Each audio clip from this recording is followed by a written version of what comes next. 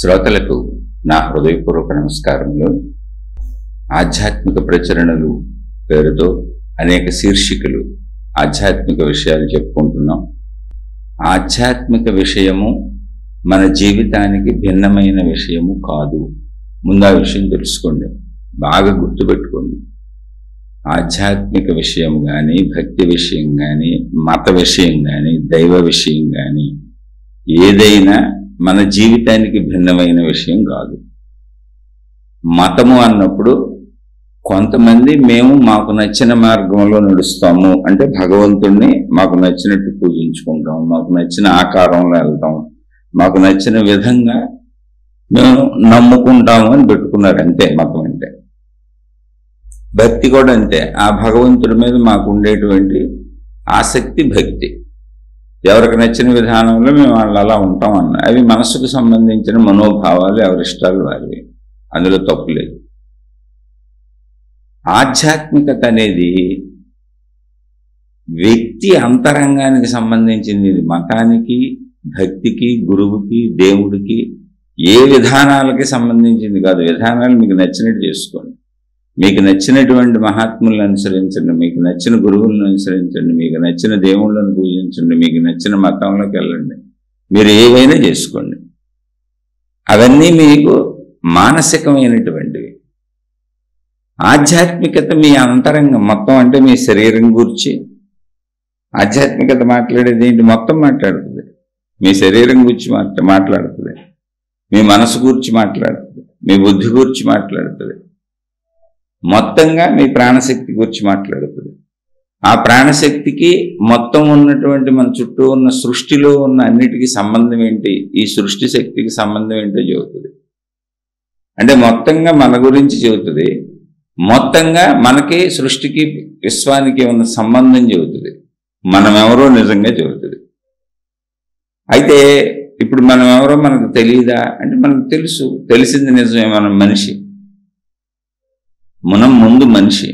మనది ముందు మతం కాదు, మనది ముందు దేవుడు కాదు, మనది ముందు విధానము, సాంప్రదాయము, ఆచారము, పద్ధతి కాదు. ఏదైనా చేసుకోండి, అందులో తప్పు లేదు. నేను మళ్ళీ చెబుతున్నా, నేను అవన్నీ పాటిస్తాను, నేను పాటించనని చెప్పట్లేదు అసలు మీకు. అవన్నీ ఎవరైనా చేసుకోవచ్చు, చేసుకోవాల్సిందే. కానీ ముందు నేను ఎవరిని? మనిషిని. మొట్టమొదట నేను మనిషిని.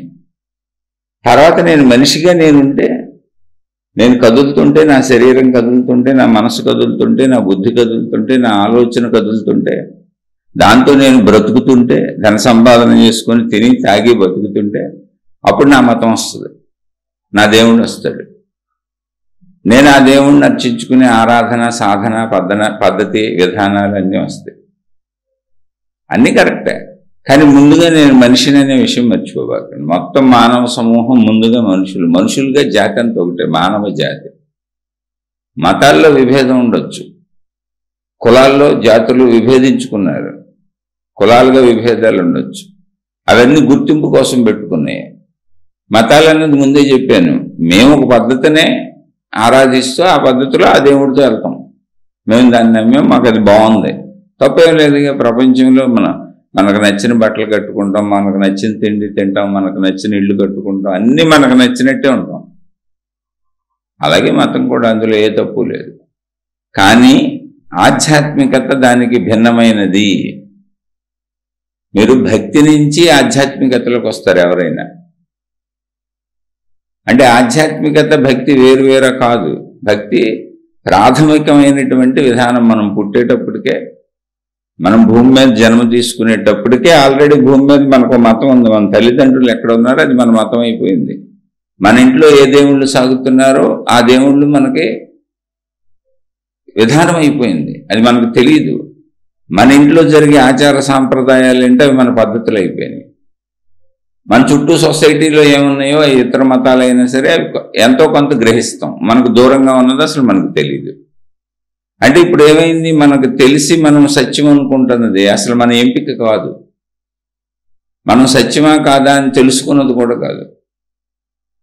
మనం దాన్ని పరిశీలించి, పరిశోధించి, అన్వేషించి, తర్కించి మనం దాన్ని ఎన్నుకున్న గ్రహించిన సత్యం కాదు.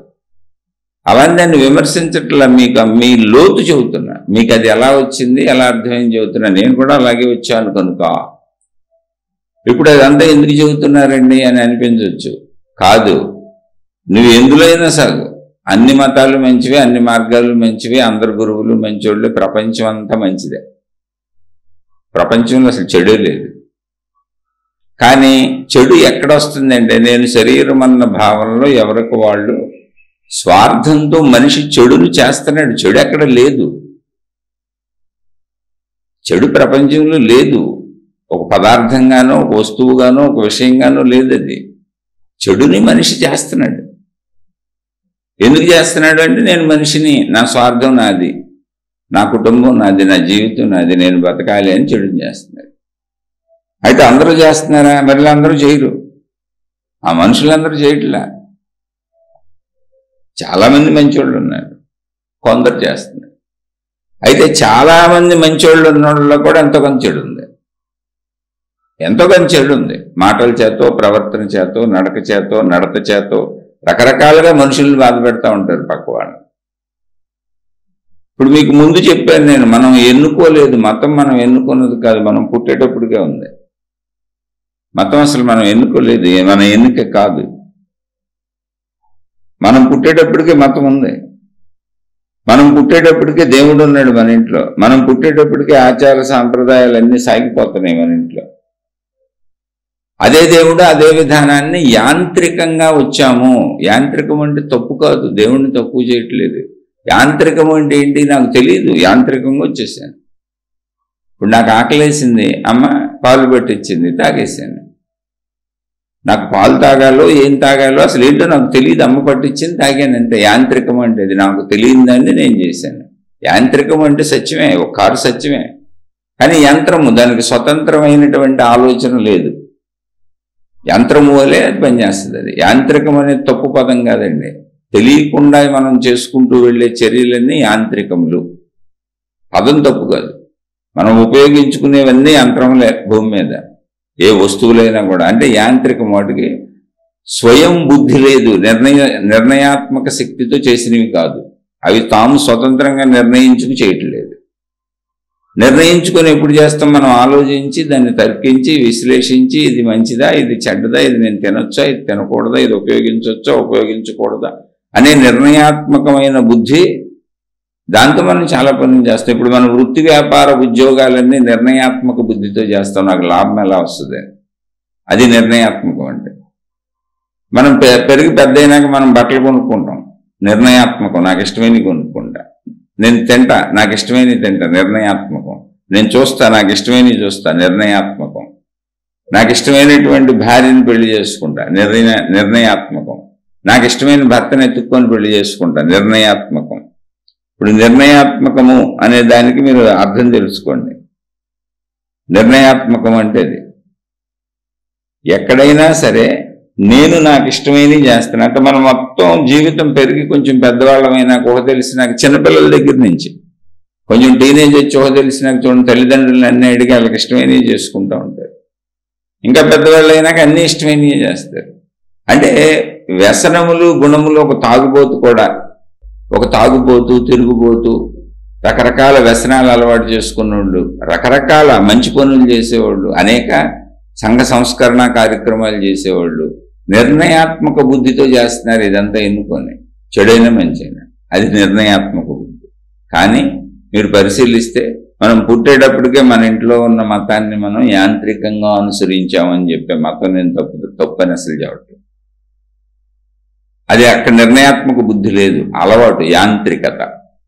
యాంత్రికత అంటే ఏంటి? అలవాటు అయిపోయింది యాంత్రికం.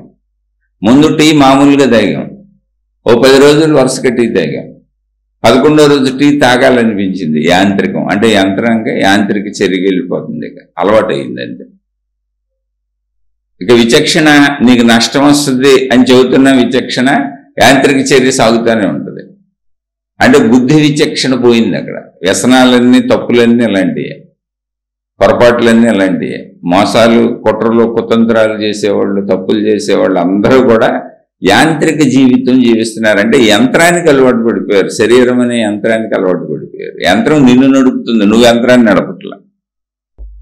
అది యాంత్రికత అంటే అలవాటు. ఇక విచక్షణ జ్ఞానం లేదు, తప్పు రైటు లేదు, అది పనిచేయట్లే, పోయింది, యాంత్రికత వచ్చేసింది. కానీ ముందు మనం అన్నీ ఎన్నుకొని చేస్తాం, ఎన్నుకొని చేసి యాంత్రికతకి వ్యసనాలకు బానిసైపోతాం. కొంతమంది నిరంతరం షాపింగ్లు చేస్తూనే ఉంటారు, కొంటానే ఉంటారు. ఎన్ని బట్టలున్నా ఇంకా బట్టలు కొంటానే ఉంటారు, ఎన్ని చెప్పులున్నా ఇంకా చెప్పులు కొంటానే ఉంటారు, ఎన్ని రకాల వస్తువులు వాళ్ళ దగ్గర ఉన్న కొత్తవి కొనుక్కుంటానే ఉంటారు. అది ఊరుకునే వ్యసనం. అక్కడ విచక్షణ జ్ఞానం పనిచేయట్లే. దానికోసం ఏం చేయాలి? వీటన్నిటికీ నువ్వు ఎక్కువ కష్టపడాలి, ఎక్కువ డబ్బు సంపాదించాలి, ఎక్కువ చేసుకోవాలని. అలాగే స్త్రీ పురుష శారీరక సంబంధాలు వ్యసనంగా మరి చేసుకుంటారు. అందులో ఏదో సుఖం ఉంది, ఇక నిరంతరం ఆ సుఖాలకు పాకులాడుతూ ఉంటారు. అప్పుడు తప్పులు చేస్తావు, పొరపాట్లు చేస్తావు. అలా తిండి, కొంతమంది కంట్రోల్ లేకుండా తింటానే ఉంటారు, కంట్రోల్ లేకుండా చూస్తూనే ఉంటారు, కంట్రోల్ లేకుండా వింటూనే ఉంటారు, కంట్రోల్ లేకుండా మాట్లాడుతూనే ఉంటారు. ఇది ఎక్కడైతే కంట్రోల్ లేకుండా అన్నామో, నువ్వు ముందు చేసినప్పుడు నిర్ణయాత్మకంగానే చేస్తున్నావు. నువ్వు ఊహ తెలిసి పెద్దోడు అయినాక ఆలోచించి నిర్ణయాత్మకంగానే చేస్తున్నావు. కానీ అక్కడి నుంచి అలవాటుగా వ్యసనంగా మారిపోయినాక తోచక కంట్రోల్ లేకుండా చేసుకుంటూ వెళ్ళిపోతున్నావు. అయితే దానికోసం ధనాన్ని ఖర్చు పెట్టాలంటే ధనం సంపాదించాలి. పిచ్చి పిచ్చి మాటలు మాట్లాడామంటే నీ గురించి వాళ్ళకి తెలుస్తుంది, వాళ్ళ గురించి నీకు తెలుస్తుంది. లేనిపోని మాటల కోసం వీళ్ళకి చెబుతావు, వీళ్ళకి వాళ్ళకి చెబుతావు, గొడవలు అవుతాయి. అధికంగా చూస్తే కళ్ళు దెబ్బతింటాయి, బుర్ర దెబ్బతింటుంది, చూసిన విషయాలు అలవాటు అయిపోతాయి. అధికంగా వింటే అనవసర విషయాలన్నీ వినాల్సి వస్తుంది. అధికము అంటే ఏంటో తెలుసు, అవసరానికి మించిందంతా అనవసరం అంతా అధికమే. శరీరాన్ని అవసరానికి వాడుకో, పంచేంద్రియ సుఖాలు అవసరాలకు వాడుకో. ఆహారం అవసరం, ఓ పద్ధతిగా తినాలిగా, శరీరానికి ఏం కావాలో అది తిను. వ్యసనంగా తింటే జబ్బు అయింది. స్త్రీ పురుష శారీరక సంబంధాలు ఒక పద్ధతి, ఒక లిమిట్ చూసుకో. అతిగా వెళ్తే నీ ఆరోగ్యమే పాడైపోద్ది, అంతే, అంతకు మించి ఏమి ఉండదు. పోనీ ఆరోగ్యం పాడవుద్దా, పోనీ ఆరోగ్యమే కదా పోయేది అనుకుంటే కాదు. నీ ఆరోగ్యం పోవటం కాకుండా దానివల్ల నువ్వు చేసే తప్పుల పరిణామం మొత్తం నీ కుటుంబం ఎదుర్కోవాల్సి వస్తుంది, నీ చుట్టుపక్కల వాళ్ళు ఎదుర్కోవాల్సి వస్తుంది. మళ్ళీ నువ్వు తప్పు చేయాలంటే నీతో తప్పు చేసి ఇంకో వ్యక్తి కావాలి. ఇవన్నీ ఊరికి మనిషి యాంత్రికతలోకి వెళ్ళిపోతున్నాడు. మళ్ళీ ఆ యాంత్రికతకి విచక్షణకి, అంటే తను ఇష్టపూర్వకంగా చేసేది యాంత్రికతను ఇష్టపూర్వకంగా చేస్తున్నాను అనుకుంటున్నాడు, అలవాటు అయిపోయి. బుద్ధి పోయింది చూసారా? తప్పని చెబుతున్నా చేస్తున్నావంటే ఏంటి? యాంత్రికతలోకి వెళ్ళు. తప్పని నీకు తెలిసినా చేస్తున్నావు అంటే అలవాటైంది, వ్యసనమైంది, అంటే నీ మీద నీకు కంట్రోల్ పోయింది. అదేదైనా సరే, మాట్లాడటం అయినా సరే, ఎక్కువ మాట్లాడుతున్నావు, పోయింది, నీ మీద నీకు కంట్రోల్ పోయింది. ఏంటంటే కాలక్షేపం అవటం. ఎక్కువ మాట్లాడాలంటే ఏం చేయాలి చెప్పండి? ఇప్పుడు మనకు అవసరం లేదు, అనవసర విషయాలు ఎక్కువ మాట్లాడాలి. వాళ్ళ గురించి, వీళ్ళ గురించి, ఎవరి గురించో నిరంతరం ఎక్కువ మాట్లాడాలి. ఎక్కువ మాట్లాడాలంటే మన మాటలు ఉండవు, ఏముంటాయి? అప్పుడేమైంది? పనికిరాని మాటలైంది. ఎక్కువ చూడాలి, నాకేం తోయట్లేదు, సినిమాలు, షికార్లు, సెల్ ఫోన్లు వచ్చాయి, సోషల్ మీడియా. నువ్వు 1000 జన్మలు ఎత్తి చూసినా తరగనన్నీ ఇప్పుడే ఉన్నాయి భూమి మీద, ఇంకెన్ని వస్తాయో తెలియదు. ఇప్పుడు నువ్వు 1000 జన్మలు ఎత్తి చూసినా విన్నా తరగనన్నీ ఉన్నాయి. అప్పుడేమైంది? ఆరోగ్యము కళ్ళు పోతాయి, ఆరోగ్యం దెబ్బతింటుంది, చూసిన విషయాలు మళ్ళీ నీ మనసుకు పట్టుకుంటాయి. మీరు అక్కడే చూడండి, యాంత్రికతకి, నా స్వనిర్ణయంతో నేను చేస్తున్నాను అనుకుంటున్నా, నాకు నచ్చిన బట్టలు కొనుక్కుంటున్నాను అనుకుంటున్నా, ఓకే, అది తప్పు లేదు. నాకు నచ్చింది తింటున్నాను అనుకుంటున్నా, అసలు తప్పు లేదు. నాకు నచ్చింది చూస్తున్నాను అనుకుంటున్నా, అసలు తప్పు లేదు. నాకు నచ్చింది వింటున్నాను అనుకుంటున్నా, అసలు తప్పు లేదు. చక్కగా నా భార్య భర్త మేము హాయిగా గడుపుతున్నాం అనుకుంటున్నా, అసలు తప్పు లేదు. నేను నా వృత్తి వ్యాపార ఉద్యోగాల్లో డబ్బు సంపాదించుకుంటున్నాను అనుకుంటున్నా, అసలు తప్పు లేదు, ఏది తప్పు లేదు. ఇది నీ మనసే చెప్తుంది, శృతి మించిపోయింది. 10 జతలు ఉన్నాయి అయినా 11వ జత కొంటున్నా, 20 జతలు ఉన్నాయి అయినా 21వ జత కొంటున్నా, 30 జతలు ఉన్నాయి అయినా 31వ జత కొంటున్నా. ఇప్పుడు నాకు అవసరం లేదు. ఊరికనే బర్త్డే వచ్చింది, ఏదో పండుగ వచ్చింది, ఏదో ఫంక్షన్ వచ్చింది, అనవసరంగా ఎందుకు డబ్బులు తగలేస్తున్నావు? ఎందుకు ఊరుకునే దాన్ని అలా కొని అక్కడ పారేస్తున్నావు? అంటే నీకు సాగుతుంది. దానికోసం నువ్వు సంపాదించాలి. మళ్ళీ నువ్వో, మీ నాన్నో, మీ ఊళ్ళో ఎవరో ఒకళ్ళు సంపాదించి తేవాలి, మీ ఆయనో మీ ఆవిడో. అంటే ఏంటి? నువ్వు దానికి మళ్ళీ అంతెత్తులో నువ్వు కష్టపడాలి. నీకు చెప్పుద్ది, నేను ఎక్స్ట్రా చేస్తున్నానని నీ లోపలదే చెప్పుద్ది. నాకు ఎలా తెలుస్తుందండి అని అడగండి. స్వయం నిర్ణయాత్మక శక్తిని నీలో నువ్వు పెంచుకోవటమే ఆధ్యాత్మికత. మీకు ఆధ్యాత్మికత నేర్పేది. నీ స్వయం నిర్ణయాత్మక శక్తి నీకు అన్నీ చెప్పుద్ది. మొత్తం అసలు శరీరంలోనే ఉంది. నువ్వు దాని మాట వింటే చాలు. దాని మాట మనం వింటలా. ఎక్కడుందండి శరీరంలో? అది ఎలా చెప్పుద్దండి? మాట్లాడుద్దా మనిషిలాగా? మీరు ఇప్పుడు మనం నోటితో చెబుతున్నారు, మేము వింటున్నాం. నేను ఎవరితోనూ నోటితో చెబుతాను, వాళ్ళు వింటారు. అలా నాలో స్వయం నిర్ణయాత్మక శక్తి నాలో చెప్పేది ఏమన్నా ఉందా? ఇలాంటి ఆలోచనలతో పనే లేదు అసలు. స్వయం నిర్ణయాత్మక శక్తి లేకుండా అసలు మనం కాలు కూడా కలపలేంగా. స్వయం నిర్ణయాత్మక శక్తిని యాంత్రిక శక్తిగా మలుచుకుంటున్నామని చెబుతున్నాం. అది అర్థం చేసుకోండి. ఎలా అంటే ఇప్పుడు మనం యూరిన్కి వెళ్ళాలి. ఎవరు చెప్పారు? బాడీలో సెన్సేషన్ వచ్చింది, చెప్పిందిగా, మాట్లాడుతుంది అది. యూరిన్కి వెళ్ళాను. మోషన్కి వెళ్ళాలి, బాడీలో సెన్సేషన్ వచ్చింది, చెప్పిందిగా. అలా ఆకలేసింది, చెప్పిందిగా అన్నం తినాలని. అలా నీ బుద్ధి మొత్తం చెబుతూ ఉంటుంది. నువ్వు ఎక్కువ తింటున్నావు, ఎక్కువ చూస్తున్నావు, ఎక్కువ మాట్లాడుతున్నావు, ఎక్కువ వింటున్నావు, ఇవన్నీ ప్రమాదం. ఎక్కువ శారీరక కోరికలు అనుభవించాలని ప్రయత్నించి అనుభవిస్తున్నావు, దీనివల్ల కూడా ఇబ్బంది పడతావు. ఇప్పుడు బాగుండొచ్చు కానీ ఎక్కువ తప్పులకు వెళ్తున్నావు. ధన సంపాదన అధికంగా నీ కాంక్ష తీరట్లేదు, దానికోసం పొరపాటు చేసుకుంటున్నావు. నీ శరీరం అలసిపోతుంది, నీ మనసు అలసిపోతుంది, నీ కోరికలతో, నీ అత్యాశలతో, నీ దురాశలతో నీలో నీకే సఫరింగ్ మొదలైపోయింది, బాధ మొదలైపోయింది, దుఃఖం మొదలైపోయింది. ఎదుటోళ్ళని చూసి ఈర్ష్య పడుతున్నావు, అసూయ పడుతున్నావు, ఎదుటోళ్ళు బాగుంటే తట్టుకోలేకపోతున్నావు. లోపల నీకు అదంతా తెలుస్తుంది, తప్పు అని తెలుస్తుంది, కానీ చేయకుండా ఉండలేకపోతున్నావు. ఇలా మొత్తం నీ లోపల నీకు చెప్పుతుంది. ఆ చెప్తున్న దాంతో నీ కంట్రోల్లో నువ్వు ఉండటం ఆధ్యాత్మికత నేర్పుద్ది. ఆధ్యాత్మికత అంటే అంతే, ఇంకేం లేదు.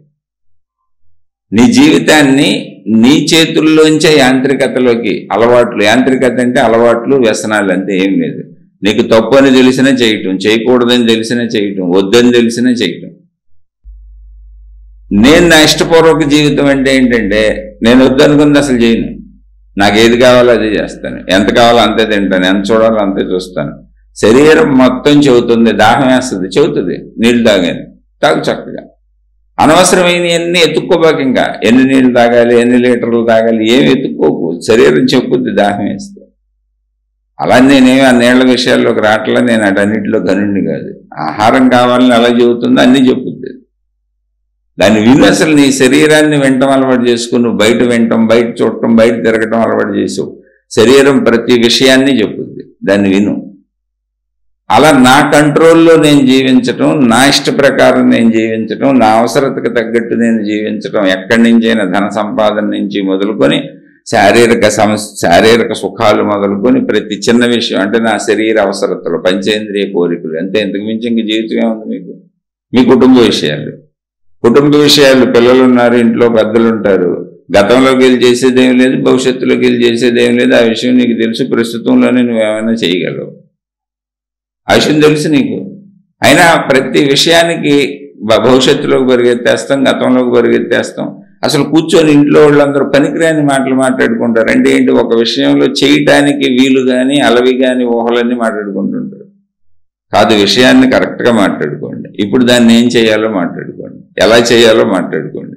100 ఆలోచనలు చేయబాకండి, శక్తికి మించిన ఆలోచనలు చేయబాకండి. అది ఆధ్యాత్మికత.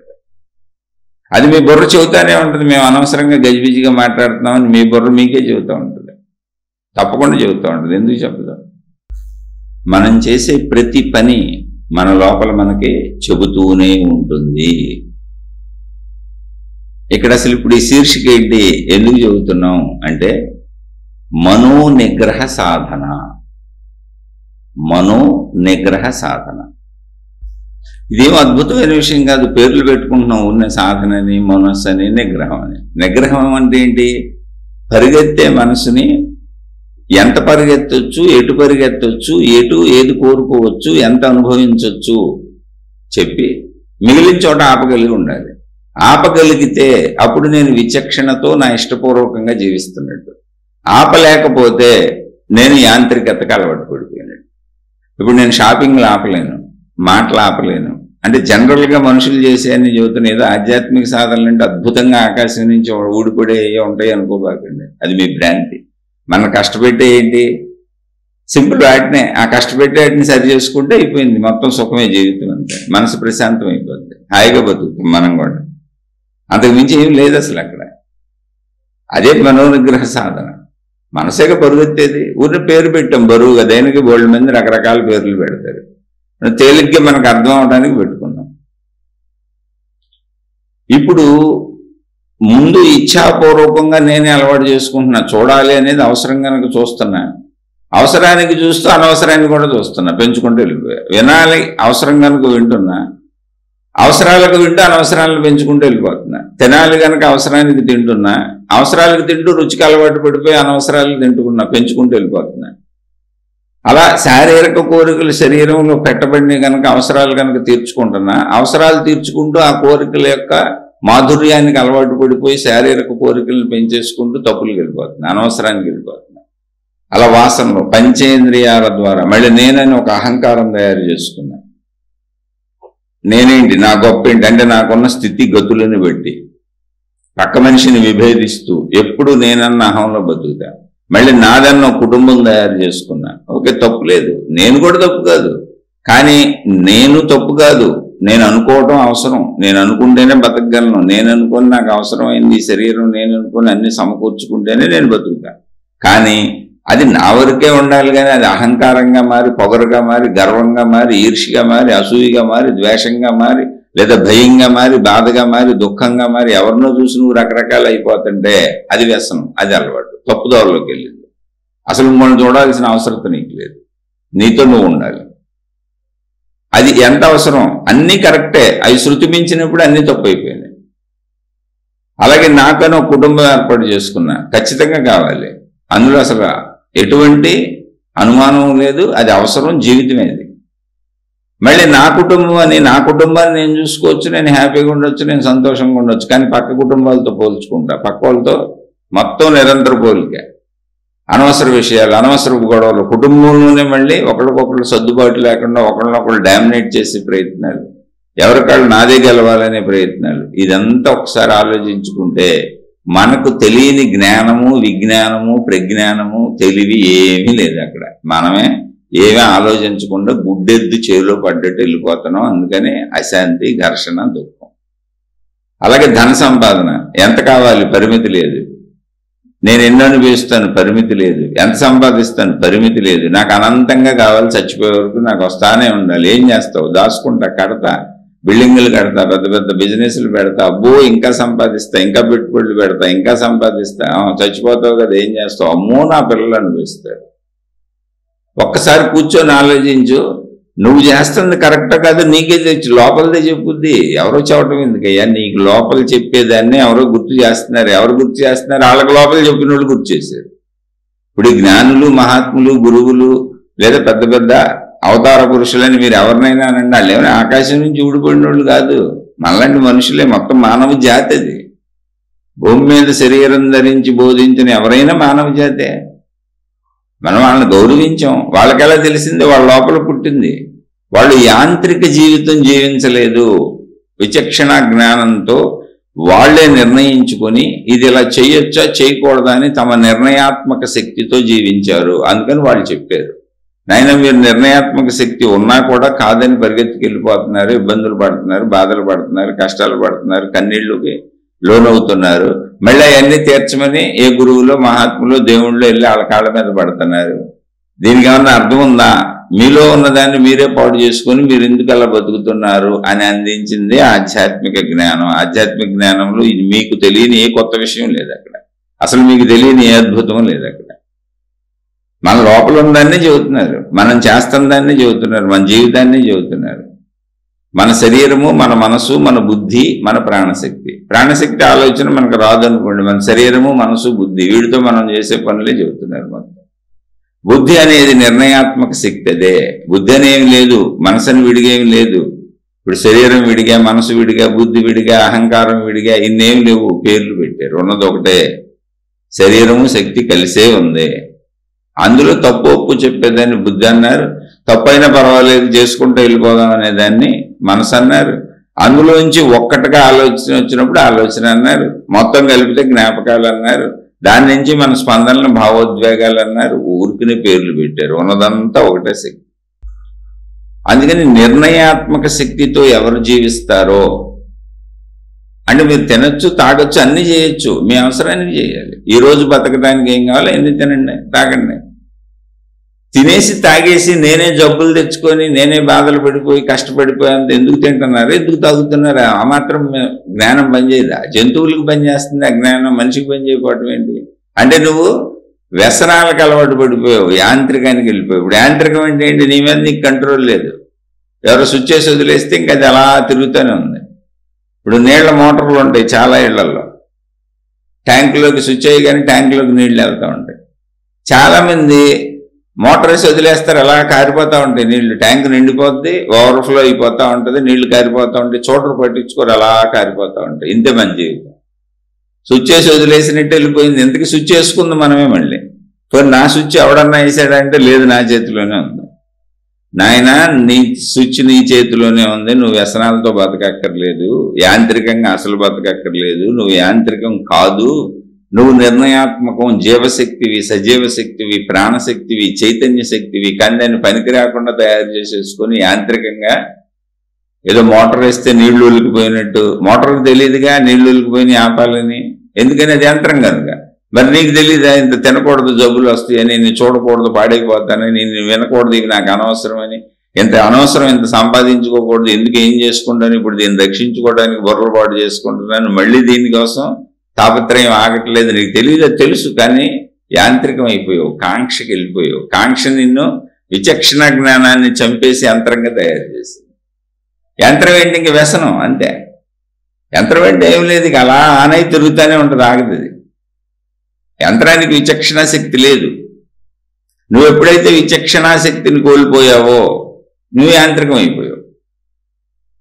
అలవాట్లు యాంత్రికమే, వ్యసనాలన్నీ యాంత్రికమే. వ్యసనం అంటే తాగుడు, జోదము, పేకాట ఇలాంటి చెడ్డయే కాదండి.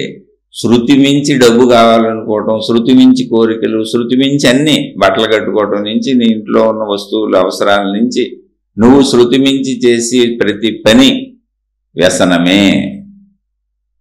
ఇప్పుడు ఇంకా అవసరం లేదు, వెళ్ళి మళ్ళీ బట్టలు కొనుక్కుంటున్నావు. పండుగ వచ్చింది, పుట్టినరోజు, ఫ్రెండ్స్, కొత్త డ్రెస్ వేసుకోవాలి, గ్యాదరింగ్, అందరినీ పిలవాలి. ఓకే, బాగానే ఉంది. మరి దీనికి డబ్బు సంపాదించాలిగా. నువ్వు కష్టపడతావా? మీ అమ్మ కష్టపడుద్దా? మీ నాన్న కష్టపడాలా? మిన్నే కష్టపడ్డా? ఈ డబ్బు ఎక్కడదే? కష్టపడుకుంటూ రాదు కది. మళ్ళీ దానికోసం ఇంకోటి ఇది చేస్తావు, వ్యాపారాలు పెంచుతానంటావు, లేదా కొత్త కొత్తవి చేస్తానంటావు. నువ్వేమయ్యావు ఇప్పుడు? నీ అలవాట్లు, వ్యసనాలు పెంచుకుంటూ నిన్నే నువ్వు కష్టపెట్టుకుంటూ ఇబ్బంది పెట్టుకుంటూ వెళ్తున్నావు. ఆ విషయం తెలుస్తుందా అని అడుగుతున్నారు ఆధ్యాత్మికతలు. అంతే. అసలు నీ గురించి మాట్లాడాల్సిన అవసరం ఎవరికి లేదు. నువ్వు సుఖపడినా దుఃఖపడినా, నువ్వు బతికినా చచ్చిపోయినా కూడా ఇక్కడ ఎవరికి పని లేదు, నీ కుటుంబ సభ్యులు తప్ప. నువ్వు ఉంటే మంచోడు అయితే, మంచిదాని అయితే కుటుంబ సభ్యులకు ఉపయోగపడతావని ఆనందిస్తారు. నగ్న సత్యం ఇది. నువ్వు ఒకవేళ చెడ్డదానివి, చెడ్డోడు అయితే అమ్మయ్య దరిద్రం వదిలిపోయిందని కూడా అనుకుంటారు. బోల్డ్ కుటుంబాలు చూశాను. అది కూడా నువ్వు మంచోడివి, మంచిదానివి అయితేనే. ఎందుకు అసలు బతికుండగానే విడిపోయిన కుటుంబ సభ్యులు బోల్డ్ మంది ఉన్నారు. మీరు మాకు అక్కర్లేదని ఎందుకని విడిపోతున్నారు? ఒకళ్ళకొళ్ళకి సూట్ అవ్వగా, సూట్ అవ్వకుండా విడిపోయినప్పుడు చచ్చిపోతే పట్టించుకుంటారా? బతికుండగానే వదిలేశారంటే అర్థం ఏంటి? నువ్వు చచ్చినా మాకు అక్కర్లేదనేగా. జీవితాలు అంతేగా, ఇవన్నీ అందరి చోట్ల జరుగుతున్నాయిగా. అందుకని ఇక్కడ ఆధ్యాత్మికత అంటే గుర్తుపెట్టుకోండి, యాంత్రికత కాదు. అలానే మానేయం అంటే కాదు. నీ అవసరాలకు తగినంత అన్నీ అనుభవించాలి. నీ అవసరానికి చక్కగా ప్రకృతి సమకూర్చినట్టు అన్నీ చేయాలి. నీ శరీరమే నీకు చెబుతుంది.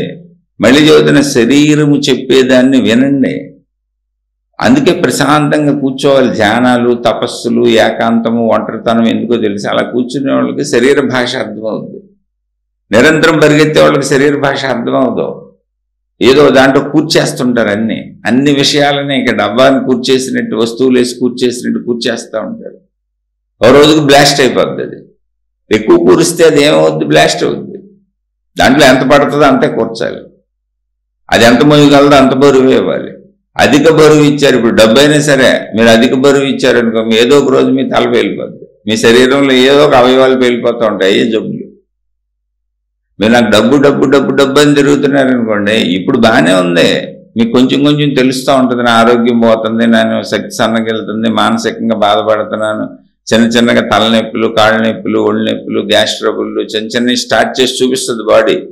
ఇదిగో బ్లాస్ట్ అవడానికి వెళ్తున్నాం మనం అని. బాడీ చెబుతుంది నీకు అనారోగ్యాలతో, అది నిన్ను హెచ్చరిస్తుంది బ్లాస్టింగ్ వైపు వెళ్తున్నాం మనం అని. బ్లాస్ట్ ఎటవుతుంది అనేది కాదు ఇక్కడ విషయం. అసలు ఏ విషయాన్ని పెంచుకొని మనం ఎటు వెళ్తున్నామో ముందు చెక్ చేసుకో. అనారోగ్యాలు అదే చెప్పేది. నీ మానసిక భయాలు, నీ మానసిక ఆదుర్దాలు, నీ మానసిక ఒత్తిళ్లు, నీ మానసిక కంగారులు, లోపల పుట్టేవన్నీ ముందు మనసులో పుడతాయి. మనసు నుంచి శరీరానికి పోగుతాయి. మనసు శరీరం ఒకటే కలిసే ఉంది. పదార్థము శరీరం విడిపోయి లేదు. మనసులో ప్రతిస్పందన శరీరంలో స్పందన అయిపోయి శరీరం కెమికల్ ఫ్యాక్టరీ, అనేక రసాయనాలు ఉత్పత్తి అయ్యి ఆ రసాయనాలన్నీ రక్తంలో కలిసి శరీర అవయవాలన్నింటికి తిరుగుతూ వ్యతిరేక రసాయనాలన్నీ కూడా శరీరాన్ని ఛిద్రం చేసేస్తూ నీకు చెప్తా ఉంటాయి.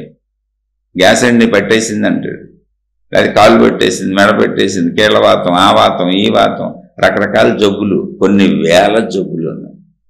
ఏమి లేదు, కొంతమంది రోజు తలనొప్పి వస్తుంది అంటారు. తలనొప్పి ఏం లేదు, నీకు వ్యతిరేకమైంది వచ్చినప్పుడు, నువ్వు అనుకున్నది జరగనప్పుడు నీకు తలనొప్పి వస్తుంది అంటే ఇంకేం లేదు.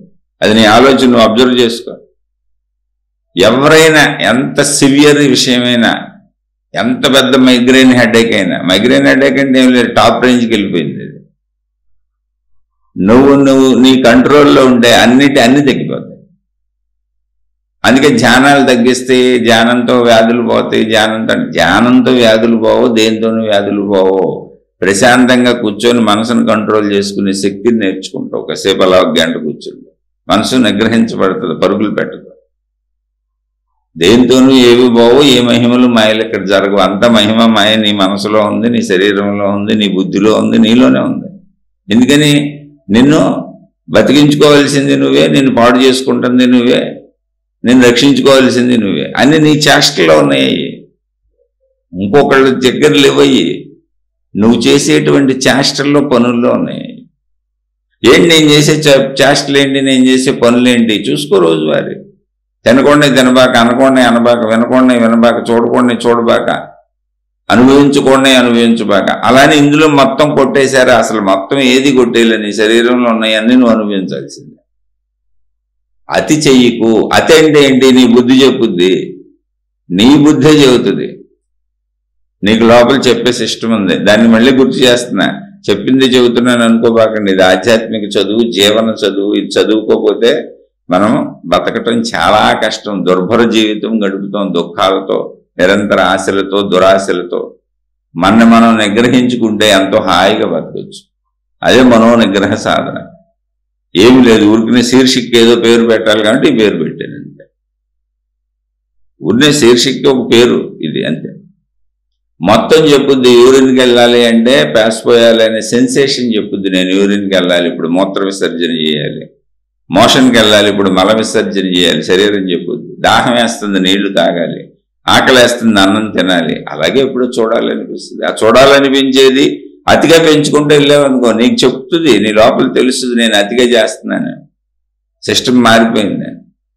నువ్వు రోజు 8 గంటలు నిద్రపోవాలి, ఖచ్చితంగా నిద్రపోవాలి. ఎందుకు నిద్రపోవాలంటే నీ కోసం కాదు, శరీరము తనను తాను రిపేర్ చేసుకుంటుంది.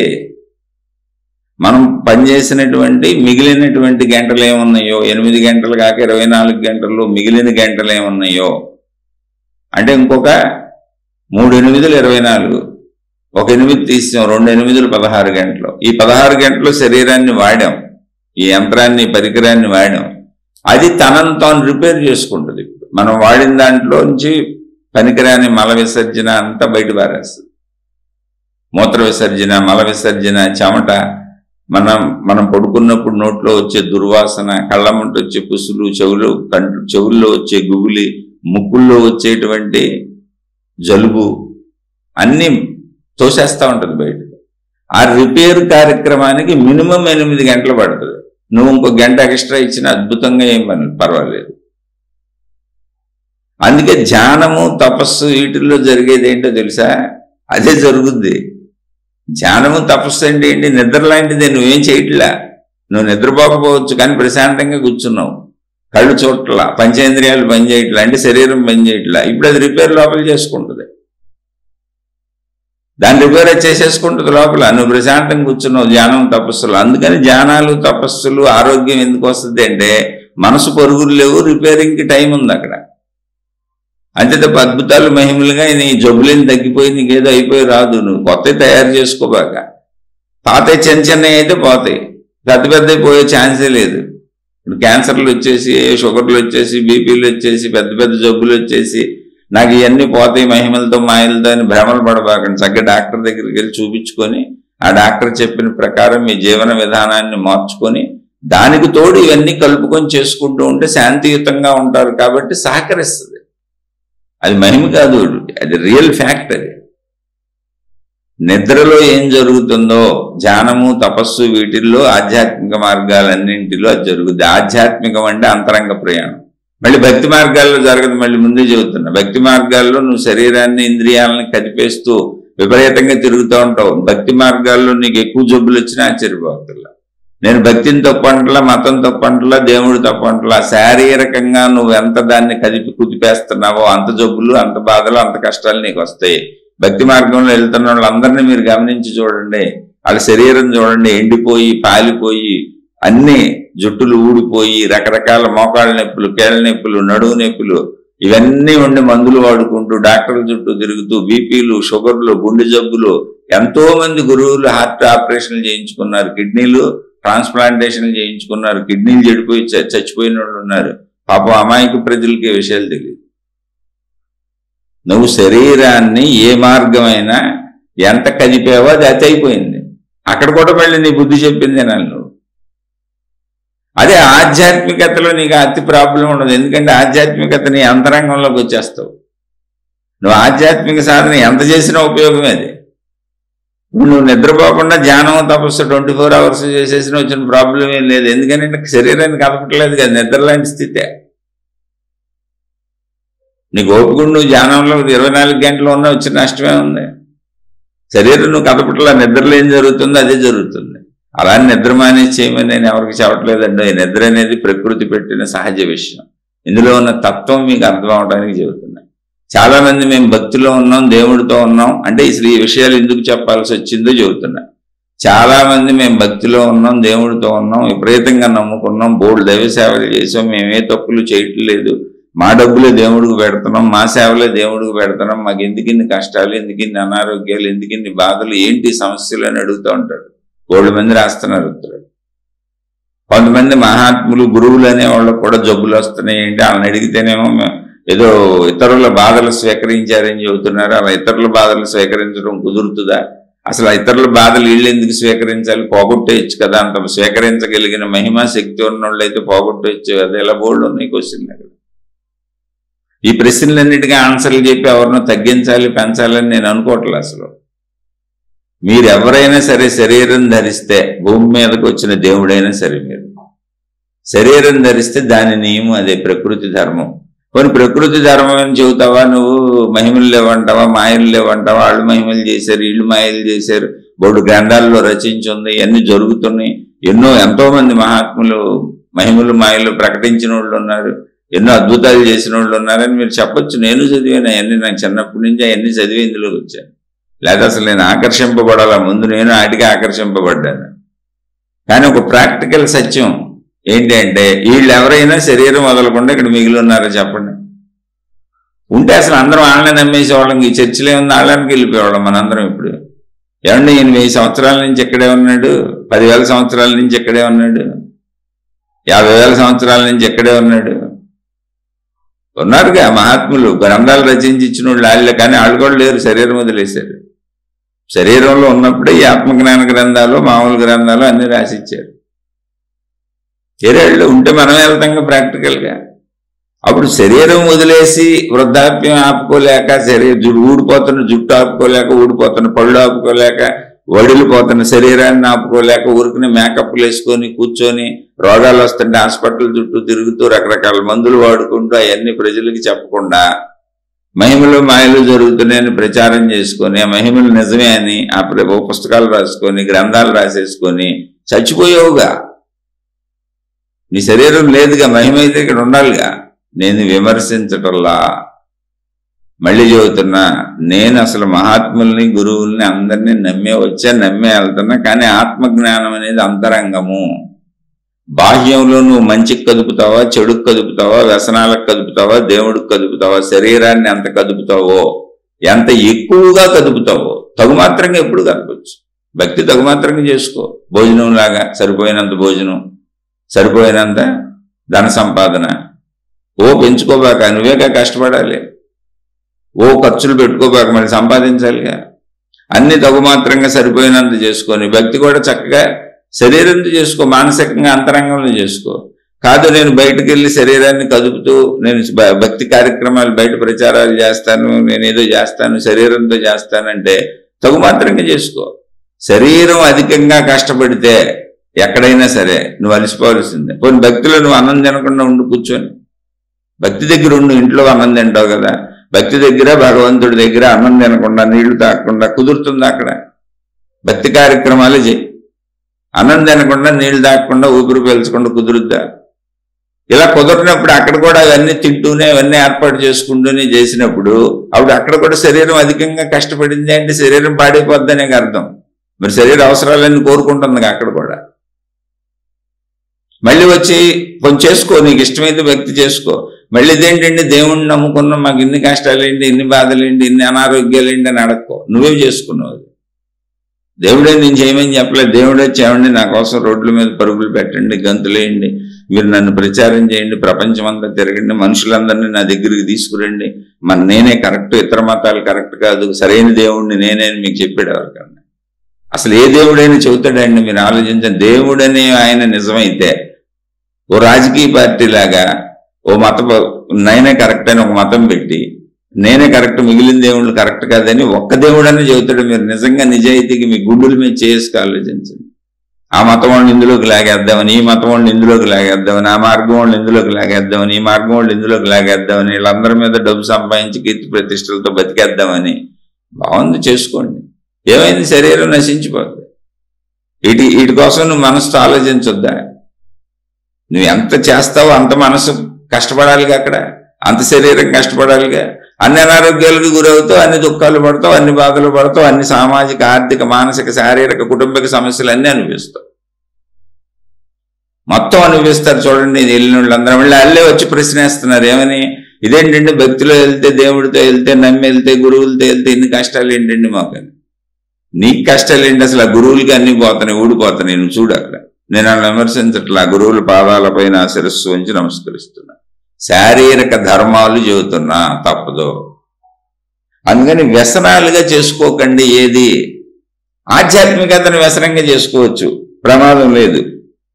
ఆధ్యాత్మికతను వ్యసనంగా చేసుకుంటే ప్రమాదము లేదు. ఎందుకు లేదో చెబుతాను, జాగ్రత్తగా వినండి. అందుకే మీకు ఇప్పుడు ఇదేంటి మన మనోనిగ్రహ సాధన.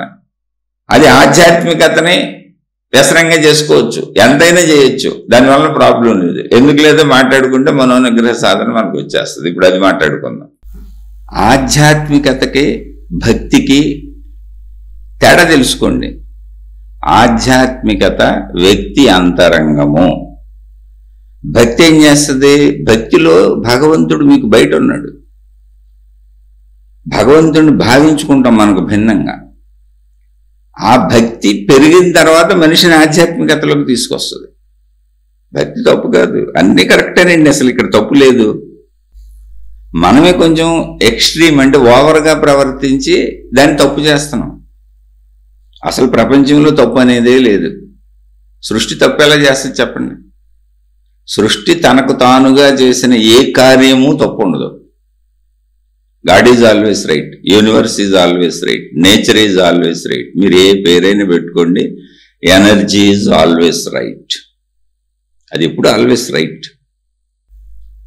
తప్పు అనేది ఎక్కడొచ్చిందంటే మనిషికి వచ్చింది. తప్పు ఒప్పులు మనమేం చేస్తున్నాం. ఎందుకు చేస్తున్నాం? ఇందాక చెప్పుకున్నాం. అన్ని అవసరాలు తీర్చుకోమనే, అన్ని అవసరాలతో బ్రతకమనే శరీర నిర్మాణం జరిగింది. మనకైనా, జంతువులకైనా, వృక్షాలకైనా. ఏది ఎలా ఉందో అది అలా సృష్టిలో ఉండటానికి అనుకూలంగా కొండలు, గుట్టలు, నదులు, సముద్రాలైనా వాటి పరిస్థితులకి వాటికి అన్నీ సమకూర్చబడినాయి. వాటి గురించి మనకు తెలియదంతే, మన గురించి మనకు తెలుసు. ఇందులో మనకన్నీ ఇవ్వబడినాయి. మన శరీరంలో పొందేవి ఇవ్వబడినాయి, బయట అనుభవించేవి ఇవ్వబడినాయి. మన చుట్టూ చక్కగా ఉంది వాతావరణం, హాయిగా గాలి పీల్చుకుపోతున్నాం. అసలు మన ప్రయత్నంతో పని లేదు. ఊపిరి దాని అంతటా తెచ్చి వెళ్ళిపోతుంది, నిద్రలో కూడా బతికిస్తుంది. మన శరీరంలోని అవయవాలే వాటంతటా పని చేసుకుంటూ వెళ్ళిపోతున్నాయి. కానీ మనం దీన్ని పరిమితిలో, అంటే మన కంట్రోల్లో ఉంచుకోకుండా, అంటే ఇది ఇక్కడికి చాలు, ఇది సరిపోయింది, ఈ ప్రయత్నం చాలు, ఎంత చాలు అని మనకు చెబుతుంది మన శరీరం. నేను అలసిపోయాను, మనసు చాలు అలసిపోతున్నాను. అది బుద్ధి చెబుతుంది చాలు, ఎందుకంటే ఎక్కువ చేయొద్దు. లోపల మొత్తం చెప్పుద్ది. మళ్ళీ ఎలా చెప్పుద్దో కూడా మళ్ళీ గుర్తు చేస్తున్నా మీకు. మలమూత్ర విసర్జనలు ఎలా చెబుతుందో, ఆకలి ఎలా చెబుతుందో, దప్పిక ఎలా చెబుతుందో, ఓ కామకోరిక ఎలా చెబుతుందో, అలా చూడాలని వినాలని అన్నీ అనిపిస్తాయి. అన్నీ ఆకళ్ళే. శరీరానికి ఆకలి ఎలాగో పంచేంద్రియాల ఆకలిలో అలాగే. ఎంత తీర్చాలి? ఇప్పుడు శరీరానికి ఆకలేసిందండి, ఎంత తింటున్నారు? కడుపు నిండిపోయిందని ఒక చోట తెలుస్తుందిగా, ఆపాలిగా అక్కడికే. కాదని ఇంకా కుక్కామనుకో అనారోగ్యాల పాలు అవుతాం. అలాగే ఇంద్రియ కోరికలు ఎక్కడ ఆపాలి అనేది నువ్వు నిర్ణయించుకోవాలి. లోపల జాగ్రత్తగా సూక్ష్మంగా గమనిస్తే బుద్ధి చెప్పుద్ది. ఇక్కడ ఆకలి అనేది పదార్థం కాబట్టి, పొట్టలో ఇంకా పట్టడానికి ప్లేసు లేదు కాబట్టి, నువ్వు తినాలని ఉన్నా కూడా ప్లేస్ లేదు అక్కడ. నువ్వు కుక్కి కూరేసినా ప్లేస్ లేదు, అందుకనే ఆపావు. కానీ ఇంద్రియానుభూతులకి అలా నీకు నువ్వు కుక్కేస్తే ఆపేలా చెప్పవు. కొన్ని చెబుతాయి, కళ్ళు అలసిపోతాయి, అలసిపోయినప్పుడు ఆపాల్సిందే. స్త్రీ పురుష శారీరక కోరికలు అలసిపోతావు, ఆపాల్సిందే, మళ్ళీ మొదలెడతావు. ఎప్పుడుగా కాదు. అటు లిమిట్స్ ఏంటి? వినేది, చూసేది, అనుభవించేది, తాగేది. ఇప్పుడు నీళ్లు తాగమన్నారు, కొంతమంది తాగేస్తున్నారు నీళ్లు. ఏమి లేదు, ఒక పిచ్చిగా నీళ్లు తాగటం పిచ్చిగా పెట్టుకున్నారు. అంటే విషయం చెబుతున్నా, అది నేను కూడా చేసి అందుకని చెబుతున్నా. ఇప్పుడు ఏదో నీళ్లు తాగమన్నారు మంచిదని నీళ్లు విపరీతంగా తాగేసిన చాలా మందికి సైనస్ ప్రాబ్లమ్స్ వచ్చినాయి, ఎసిడిటీ ప్రాబ్లమ్స్ వచ్చినాయి. ఎందుకంటే నీళ్లు తాగి తాగి పొట్ట చల్లబడిపోతూ ఉంటుంది. పొట్టలో జఠరాగ్ని, మనలో జీర్ణరసాలు ఉంటాయి. అన్నీ లిమిటెడ్గా చేయాలి. ఎంత అవసరం అంత బాడీ చెబుతూ ఉంటుంది. అలాని తాగొద్దు, అసలు ఏది ఫాలో అవద్దు అని చెప్పట్లేదు నేను. అతి సర్వత్ర వర్జయత్ అనేది మాత్రమే చెబుతున్నా. మళ్ళీ ఎలా చెబితే ఏమర్థమవుద్ది? మొత్తం మానేస్తారు. అది మొత్తం మానటం కాదు, అసలు చేయకుండా ఉండటం కాదు, అదే చేసుకుంటూ బతకటము కాదు, ఎంత చేయాలో తెలియటము, మధ్య మార్గము. దీన్నే బుద్ధ భగవానుడు చెప్పింది. జీవితంలో అన్ని మధ్య మార్గం అంతే. ఏంటా మధ్య మార్గం? నువ్వే నిర్ణయించుకోవాలి, నీకే తెలుస్తుంది. నీ ఆకలి ఎంతో నీకు తెలుసు, నీ ఆకలికి ఎంత తినాలో నువ్వు తెలుసు. ఆ పైన కూర్చేస్తున్నాను 4 ముద్దలు ఎక్కువ వేసానని నీకే తెలుస్తుంది. ఎందుకు ఆ 4 ముద్దలు వేయటం ఆపేయమంటుంది ఆధ్యాత్మికత. అంతే, నీకుంది కదా, బుద్ధి చెబుతుంది కదా, ఆపేయి. 4 ముద్దలు లాలస్తే ఎందుకు వేస్తున్నావు? కూర బాగుందనో, పచ్చడి బాగుందనో, అప్పడాలు ఉన్నాయనో, లేదా స్వీట్ ఉందనో, హాట్ ఉందనో, సరిపోయినాక కూడా ఎందుకు తింటున్నావు? అప్పుడు అది అనారోగ్యం అవుద్ది. ఎందుకు అది గుర్తించలేకపోతున్నావు? ఇప్పుడు నీకు నువ్వే శత్రువు అయ్యావుగా. కాబట్టి ఎవరైనా గుర్తుపెట్టుకోండి, ఆధ్యాత్మికతను తెలుసుకోకపోతే మీకు మీరే శత్రువులు అవుతారు. మీరు భక్తిలో కూడా ఉండొచ్చు, భక్తిలోని శరీరాన్ని నాశనం చేసుకుంటారు, జబ్బులు బాలైపోతారు. శరీరం ఎక్కువ ఎంత కదిపితే అంత పాడైపోద్ది. అది కూడా తగుమాత్రంగానే కదపాలి. మీరు ఎక్కడైనా కదపండి, వృత్తి వ్యాపార ఉద్యోగాలని కదపండి, కోరికలని కదపండి, భక్తి అని కదపండి. శరీరాన్ని మీరు ఎంత ఉపయోగిస్తున్నారో అంత అది అరిగిపోద్ది, తరిగిపోద్ది, కరిగిపోద్ది, నశించిపోద్ది. అది మానసిక శారీరక బాధలకి గురవుతుంది. మళ్ళీ చెబుతున్నా, ఇది ఎందుకు చెప్పవలసి వస్తుందంటే, బోల్డ్ మంది అడుగుతున్నారు, భక్తిలో నన్ను దేవుడు ఎందుకు కాపాడలేదు, దేవుడు ఎందుకు రక్షించలేదు, నేను ఆ దేవుడి కోసమే బతికాను, ఇన్ని సంవత్సరాల నుంచి బతికాను, ఇన్ని డబ్బులు ఖర్చు పెట్టాను, నా కుటుంబాలు కూడా పట్టించుకోకుండా తిరిగాను. బోల్డ్ మంది అడుగుతున్నారు, ఇన్ని కష్టాలు వచ్చినాయేంటి మాకు, ఇన్ని సమస్యలు వచ్చినాయేంటి మాకు, ఆ దేవుడు ఎందుకు రక్షించలేదని. అసలు చెప్పడానికి నేనేమన్నా ఆ దేవుడి తరపు ప్రతినిధినే? మేము మీకు చెప్పి నమ్మించిన వాళ్ళని అడగండి వెళ్ళి. అలా నేనేం విమర్శించట్లా కాదు. శారీరక ధర్మాలు, దేవుడని మీరు పూజించిన ఆయన కూడా శరీరం వదిలేసాడు ఇక్కడికి వచ్చి.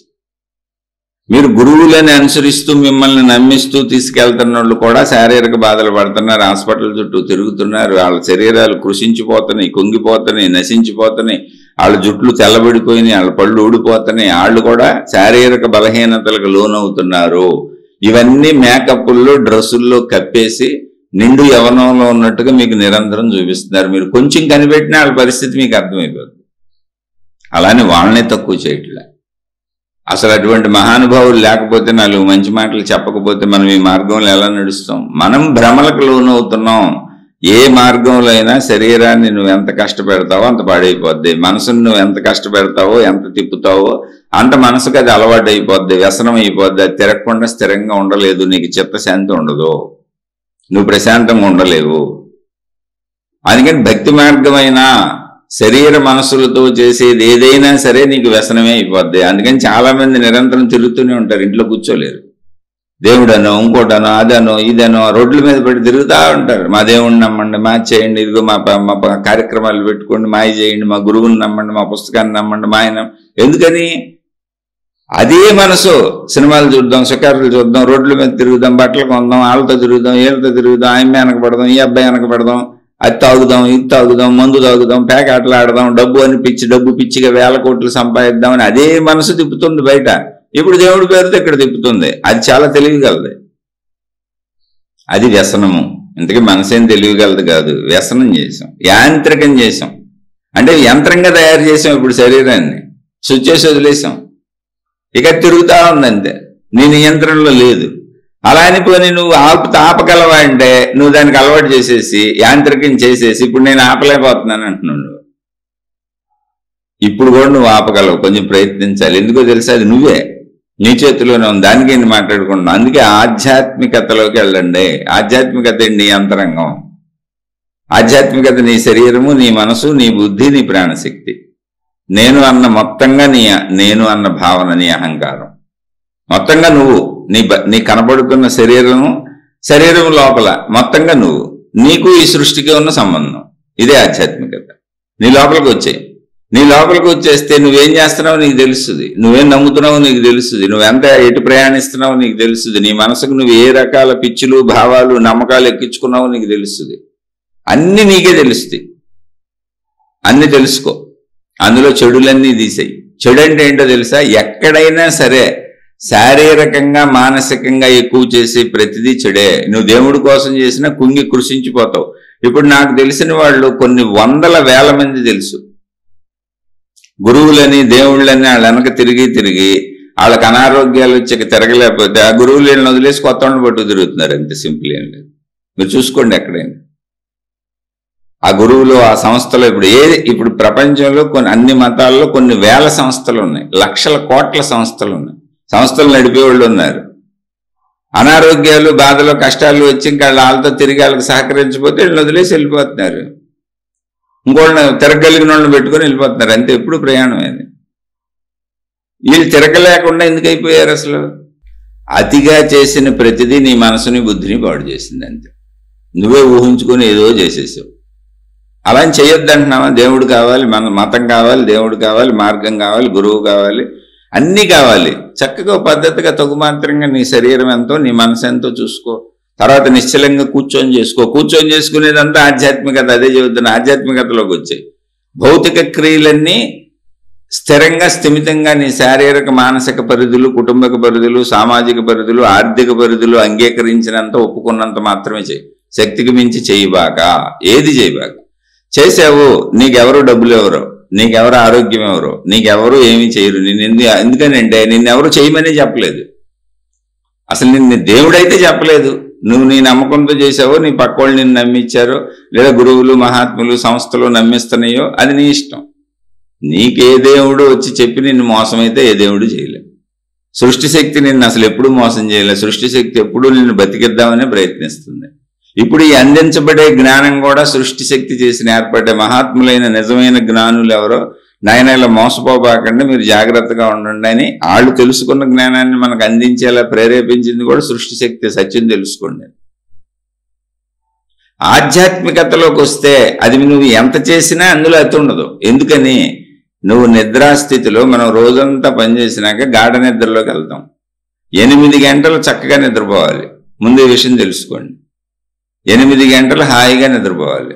హాయిగా నిద్ర పట్టట్లేదండి, పర్వాలేదు, మెలకు వచ్చేసిందండి, నిద్ర పట్టట్లేదండి, నేను పడుకోలేకపోతున్నానండి, 2 గంటలు నిద్ర పెట్టిందండి, తర్వాత పట్టట్లేదండి, బుర్ర పాడైపోతుందండి, అందుకని టీవీ పెట్టానండి, సెల్ ఫోన్ పెట్టుకున్నానండి, లేకపోతే ఏదో వింటున్నానండి, మంచియే వింటున్నానండి. ఏం చేయొద్దు, మంచి కూడా వినొద్దు.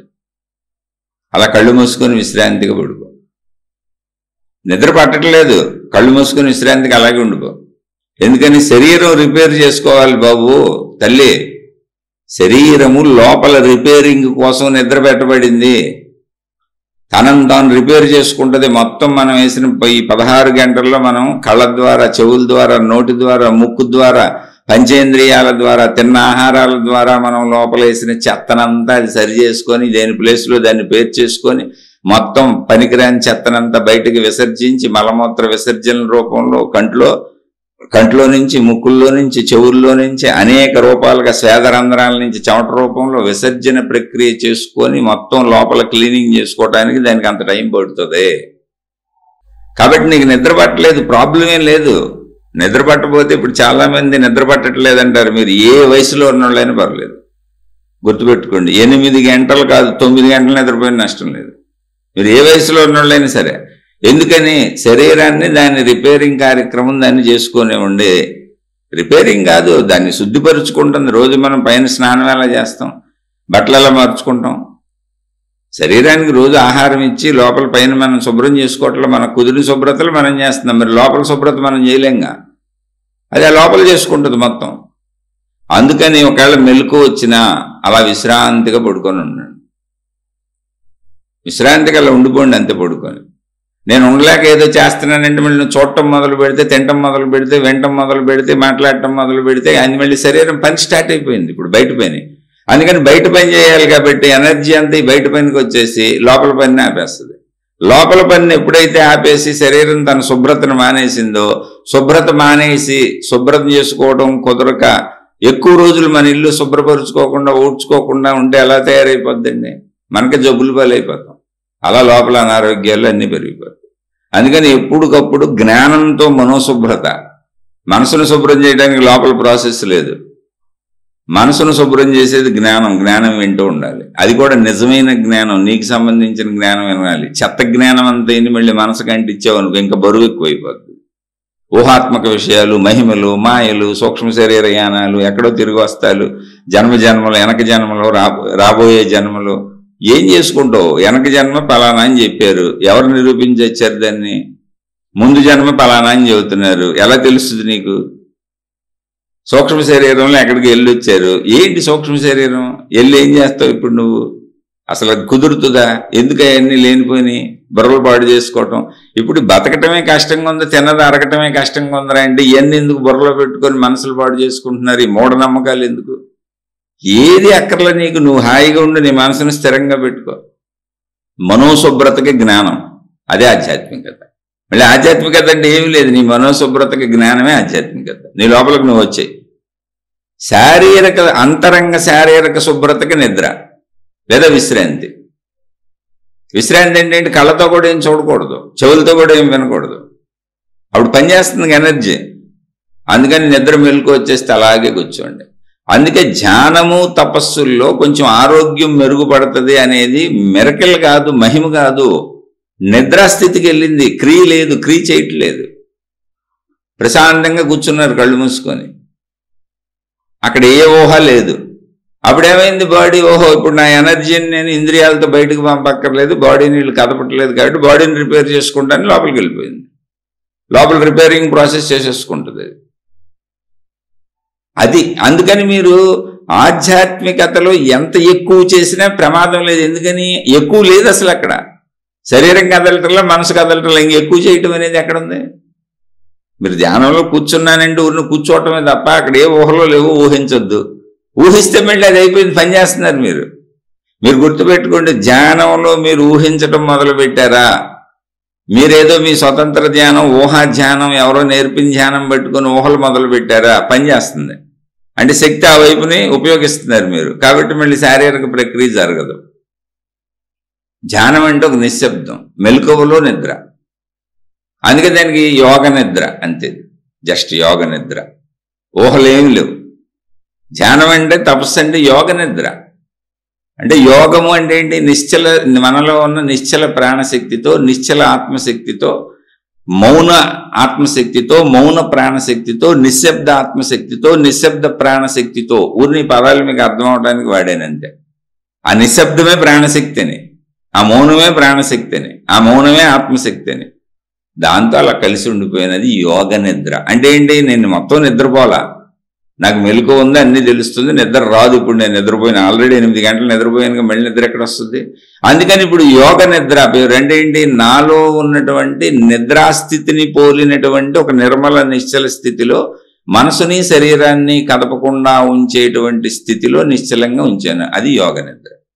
అంటే నాకు తెలిసి నేను ప్రశాంతంగా ఉన్నానండి, నిద్రాస్థితిలో ఉన్నట్టుగా.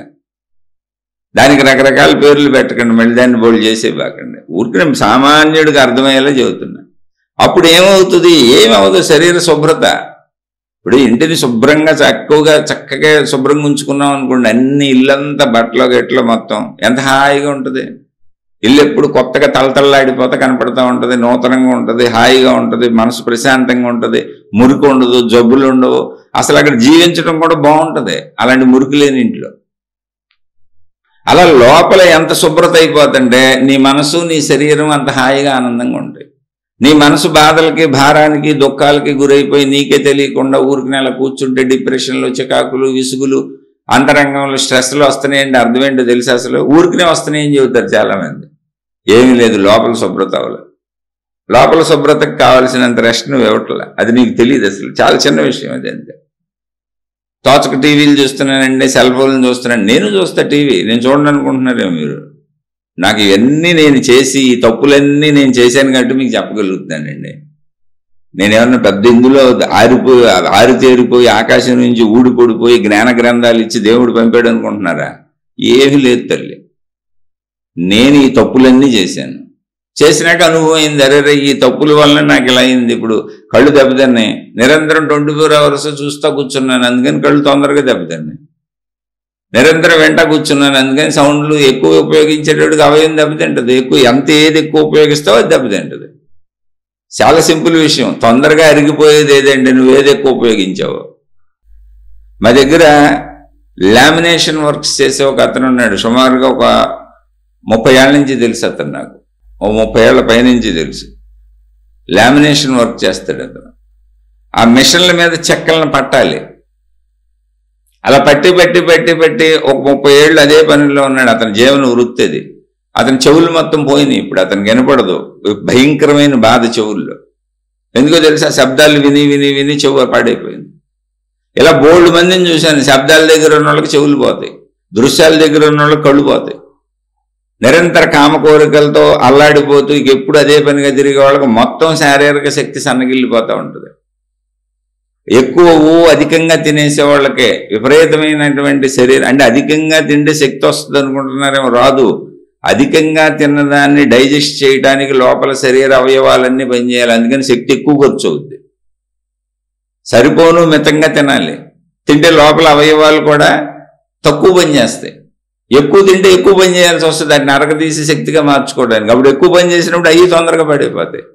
అందుకని మితంగా తినేవాళ్ళు దీర్ఘాయువుగా బతుకుతారు. లోపల పాడయ్యేది మనకు తెలియదుగా. మితంగా తగుమాత్రంగా తినేవాళ్ళు దీర్ఘాయువుగా బతుకుతారు. అమితంగా పడి తినేసే వాళ్ళకి ఆయువు అల్పాయువు అయిపోద్ది. కారణం ఏంటంటే లోపల శరీర అవయవాలు ఎక్కువ పనిచేస్తున్నాయి. అలా తినపోతే అసలు కుదరదుగా. ఇది ఎంత ఆధ్యాత్మికమే. అందుకే నీ లోపలికి రా అంటున్నా. ఇది భౌతికం కాదు, డాక్టర్లు చెప్పేది కాదు, నీదే. ఇది ఆధ్యాత్మికమే. నీ గురించి నీకు తెలియటమే ఆధ్యాత్మికం. ఏమీ లేదు అసలు. ఆధ్యాత్మికం అంటే వ్యక్తిగతం, సంపూర్ణంగా నీ గురించి నీకు తెలియటం. అది నీ శరీరం, నీ మనసు, నీ బుద్ధి, నీ అహంకారం, నువ్వు మొత్తం నీకు సంబంధించింది. నీ కుటుంబం, నీ సంపదలు, అది కూడా ఆధ్యాత్మికమే. నువ్వు నీ వ్యక్తిగతం అంతా ఆధ్యాత్మికత్వేనండి, నీ కుటుంబంతో సహా. ఎందుకంటే నీ బాధ్యతలు ఉన్నాయి అక్కడ. నీ సంపదలతో సహా, నీ శరీరంతో సహా, లోపల బయట మొత్తం ఆధ్యాత్మికం. ఆధ్యాత్మికం అంటే కేవలం నువ్వే ఉంటావు అక్కడ. వ్యక్తిగతం అన్నాను అందుకే. అది వ్యక్తిగతం. అలా చూసుకో, చక్కగా తెలుసుకో.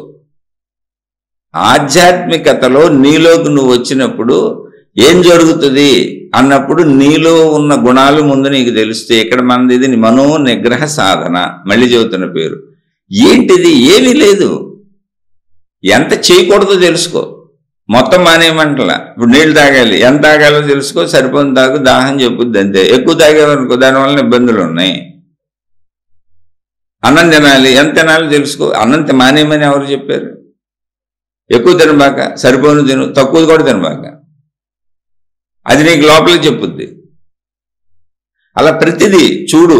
విను, ఆనందించు, తిను, శారీరక సుఖాలు అనుభవించు, పిల్లల్ని కను, చక్కగా పెంచుకో, మమకారాలు, ఆనందాలు, హాయిగా నీ కుటుంబాన్ని హరివిల్లులో పెట్టుకో, నీళ్ళు చక్కగా పెట్టుకో. ఎవరు పెట్టుకోవద్దన్నారు? స్వర్గంగా తయారు చేసుకో. అలానే స్వర్గంగా తయారు చేసుకోవడానికి నాకు బోల్డ్ డబ్బులు కావాలి, స్వర్గంలో అన్ని పేర్చుకోవాలనుకోబాక. నువ్వు చిన్న పాకలో ఉన్న, ఇంత కుటీరంలో ఉన్న మానసిక ఆనందంగా మీరందరూ ఒకళ్ళకొకళ్ళు కలిసిమెలిసి ఉంటే అది స్వర్గం. స్వర్గం అంటే వైభవంగా రత్నాలు, వజ్రాలు, వైఢూర్యాలు, బంగారాలు, ధనంతో నిర్మించేది కాదు నాయన స్వర్గం. ఆ స్వర్గంలో ధనం ఉన్న వాళ్ళకి ఎవరికీ సుఖం లేదు, మీకు తెలియక ఉందని అనుకుంటున్నారు అంతే. సుఖం మనసులో ఉంది, సుఖం శరీరంలోనే కూర్చేసింది సృష్టి. కంటిలో సుఖం లేదు చూడటం, చెవిలో సుఖం కాదు వినటం, మాట్లాడటం గొంతు సుఖం కాదు, రుచి తెలియటం నాలుగు సుఖం కాదు, వాసన తెలియటం ముక్కు సుఖం కాదు, స్పర్శ తెలియటం మొత్తం శరీర సుఖం కాదు. స్త్రీ పురుషుల కలయికను మించినటువంటి సుఖం భూమి మీద అసలు ఇంకోటి లేదు. ఫస్ట్ సుఖాల్లో హయ్యెస్ట్ సుఖం అదే. అంత అద్భుతాలు మన ఒంట్లో పెట్టేసి హాయిగా బతకండిరా అంటే మనం ఇవన్నీ నాశనం చేసుకుంటూ శరీరాన్ని పాడు చేసుకొని మళ్ళీ బలహీనులైపోయి ఈ స్త్రీ పురుష శారీరక సుఖాలకు కూడా పనికి రాకుండా భార్యలో భర్తలు తయారైపోయి నిరంతరం జబ్బులు, రోగాలు, లేదా ఈర్ష్యలు, అసూయలు, గొడవలు, గోళ్ళు. ఎందుకు? సుఖంగా బతకండిరా అని ఇంత శరీరాన్ని అందంగా ఇస్తే హాయిగా బతకొచ్చు. అదే ఆధ్యాత్మికం. అందుకని లోపలికి వచ్చాయి, చూసుకో, ఎక్కడ మిస్ అవుతున్నావో చూడు, ఎక్కడ సర్దుకోవాలో చూడు. మనోనిగ్రహ సాధన అంటే అది. చక్కగా కలిసిమెలిసి ఉండండి, హాయిగా ఉండండి, మీకు ఉన్నటువంటిది ఏదో దాంతో ఆనందంగా బతకండి. అది పూరిపాక అయితే పూరిపాక, ఒక రూమ్ ఇల్లు అయితే ఒక రూమ్ ఇల్లు, 4 రూములు ఇల్లు అయితే 4 రూములు. నీకున్న తాహత ఏదైతే అందులో నువ్వు ఎంత అద్భుతంగా ఉంటే అంత పోనీ. మీ తాత ముత్తాతలు సంపాదించి ఇచ్చారు, 100 కోట్లు ఉన్నాయి, అక్కడ ఆనందంగా ఉండు. ఏమీ లేదు పాకందా, అందుకే అక్కడ ఆనందంగా ఉండు. ఆనందంగా ఉండేది నీ మనసు, నీ శరీరంలో ఉందా కూర్పు, బయట డబ్బుల్లో, వస్తువుల్లో, విషయాల్లో లేదు. అలా ఉందని పరిగెత్తేవాడు శరీరంలో ఉన్న ఆనందాన్ని పాడు చేసుకుంటున్నాడు. ఇప్పుడు భార్యాపిల్లలను వదిలేసి బోల్డ్ మంది ఇతర దేశాలు వెళ్ళి డబ్బు సంపాదిస్తున్నారు, అక్కడ కూర్చొని ఇంటికి పంపుతున్నారు. నేనేం తప్పంటలా, లేనివాళ్ళు ఎవరన్నా ప్రయత్నించుకోవచ్చు. మరి నీకు ఇప్పుడు భార్య సుఖం పోయింది, భర్త సుఖం పోయిందిగా. భార్య ఎక్కడ ఉంది, పిల్లలు ఎక్కడ ఉన్నారు, నువ్వు అక్కడ ఉన్నావు. అయితే నేను ఇప్పుడు ఈ విషయం ఎందుకు మాట్లాడాల్సి వచ్చింది అంటే, అన్నీ ఉండి, అన్ని ఫెసిలిటీస్ ఉండి, ఇంకా ఎక్కువ డబ్బులు కావాలని ఓన్లీ ఖర్చులకి, లగ్జరీలకి అలవాటు పడిపోయి వెళ్ళిన వాళ్ళ గురించి మాట్లాడాడు. నాకు బోల్డ్ మంది తెలుసు. అసలు జీవితమే గడవక పిల్లల్ని పెంచుకోలేక వెళ్ళిన వాళ్ళు ఉన్నారు. వాళ్ళు తప్పులేదు బాబు, సుఖాన్ని త్యాగం చేసి కష్టపడుతున్నారు వాళ్ళు. కాదు, అన్నీ ఉండి, డబ్బు ఉండి, ఇక్కడ ఉద్యోగాలుండి, హాయిగా భార్యాపిల్లలతో గడుస్తూ చక్కటి సంపాదన ఉండి, కాదు ఇంకా కోట్లు కావాలి, ఇంకా కోట్లు కావాలని భార్యాపిల్లల్ని ఇక్కడ వదిలేసి వెళ్ళిపోయారు.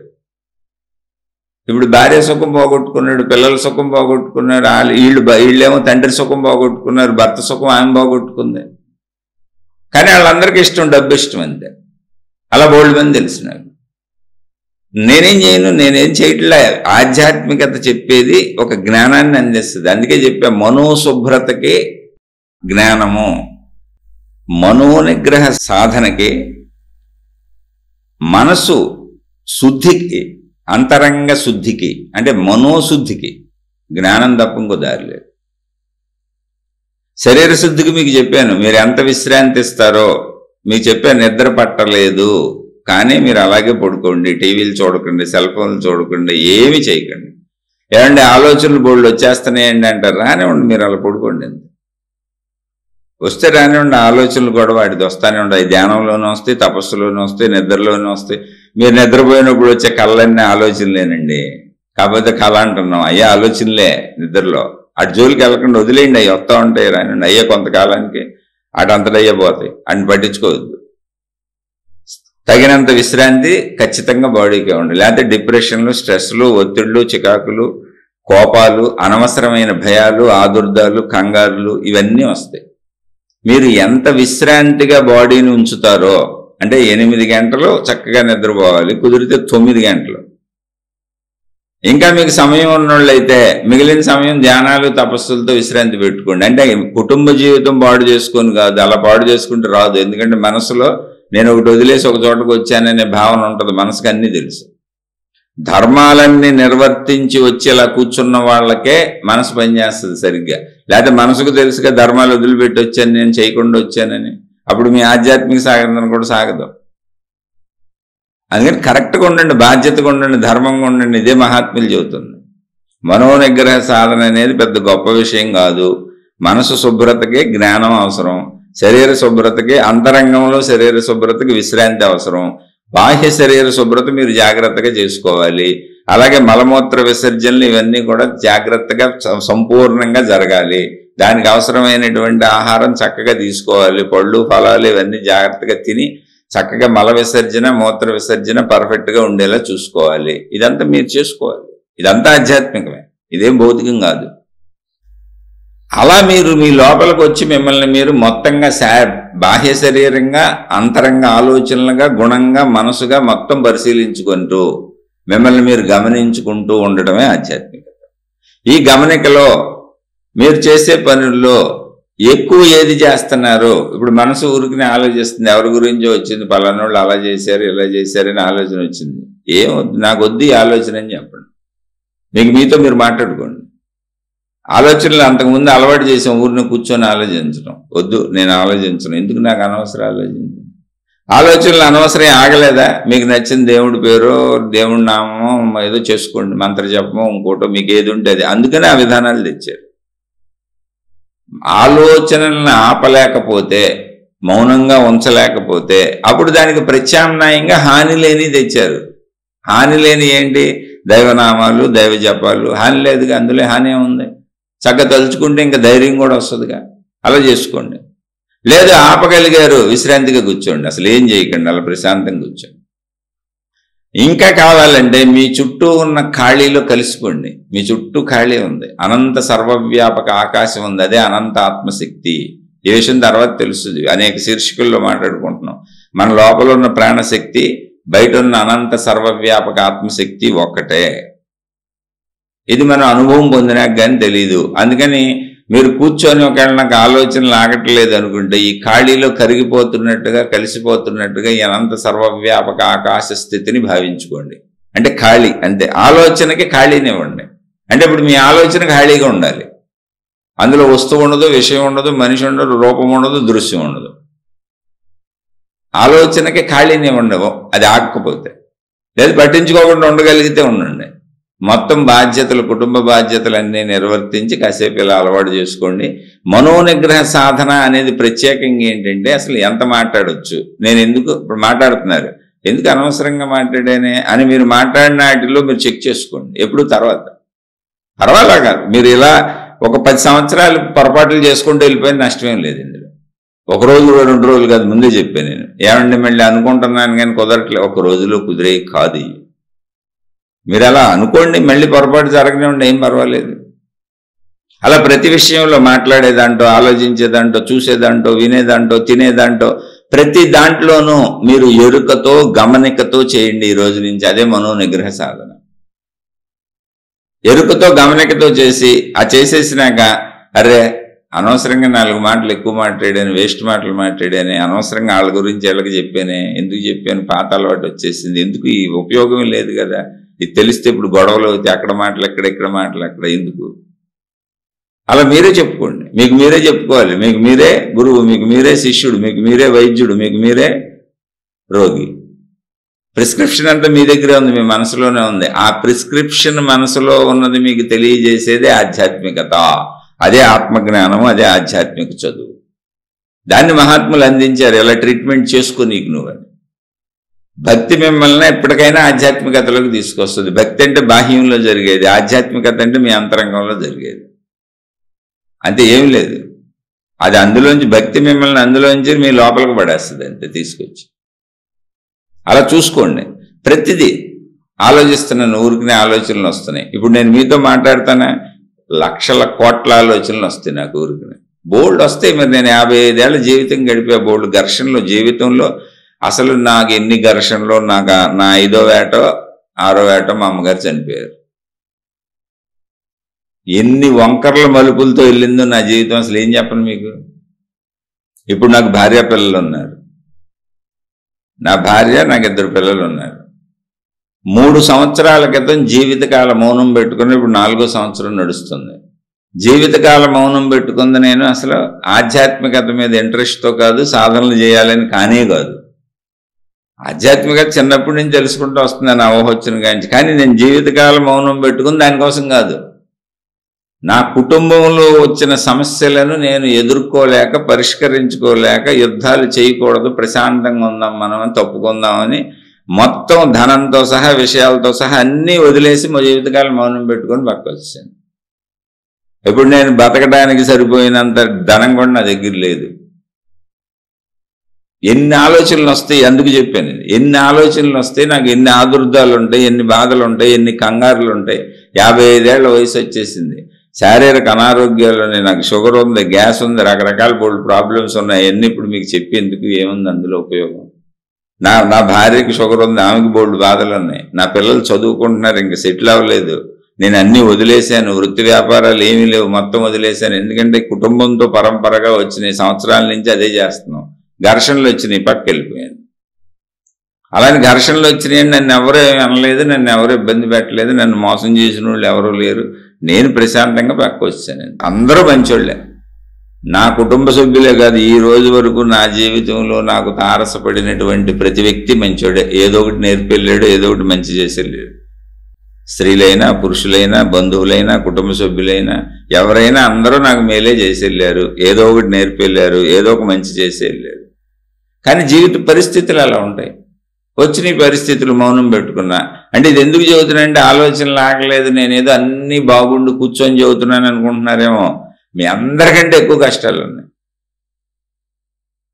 మీ అందరికంటే ఎక్కువ కష్టాలు ఉన్నాయి. ఇంకా చెప్పడానికి కూడా కుదరదు అసలు. ఇప్పుడు నేను ఒక 10-15 రోజుల నుంచి రోజు హాస్పిటల్ చుట్టూ తిరుగుతున్నాను. నా గురించి కాదు, మా వాళ్ళని జాయిన్ చేసాం, ఎవరినో సీరియస్ అయితే. అవన్నీ మీకు ఎందుకు అసలు, వేస్ట్ కదా. నా పిల్లలు ఎక్కడో చదువుకుంటున్నారు, వాళ్ళ చదువులో ఎవరికి వాళ్ళకి డబ్బులు పంపాలి, వాళ్ళకి ఏర్పాట్లు చేయాలి, వాళ్ళకి ధైర్యం చెప్పాలి.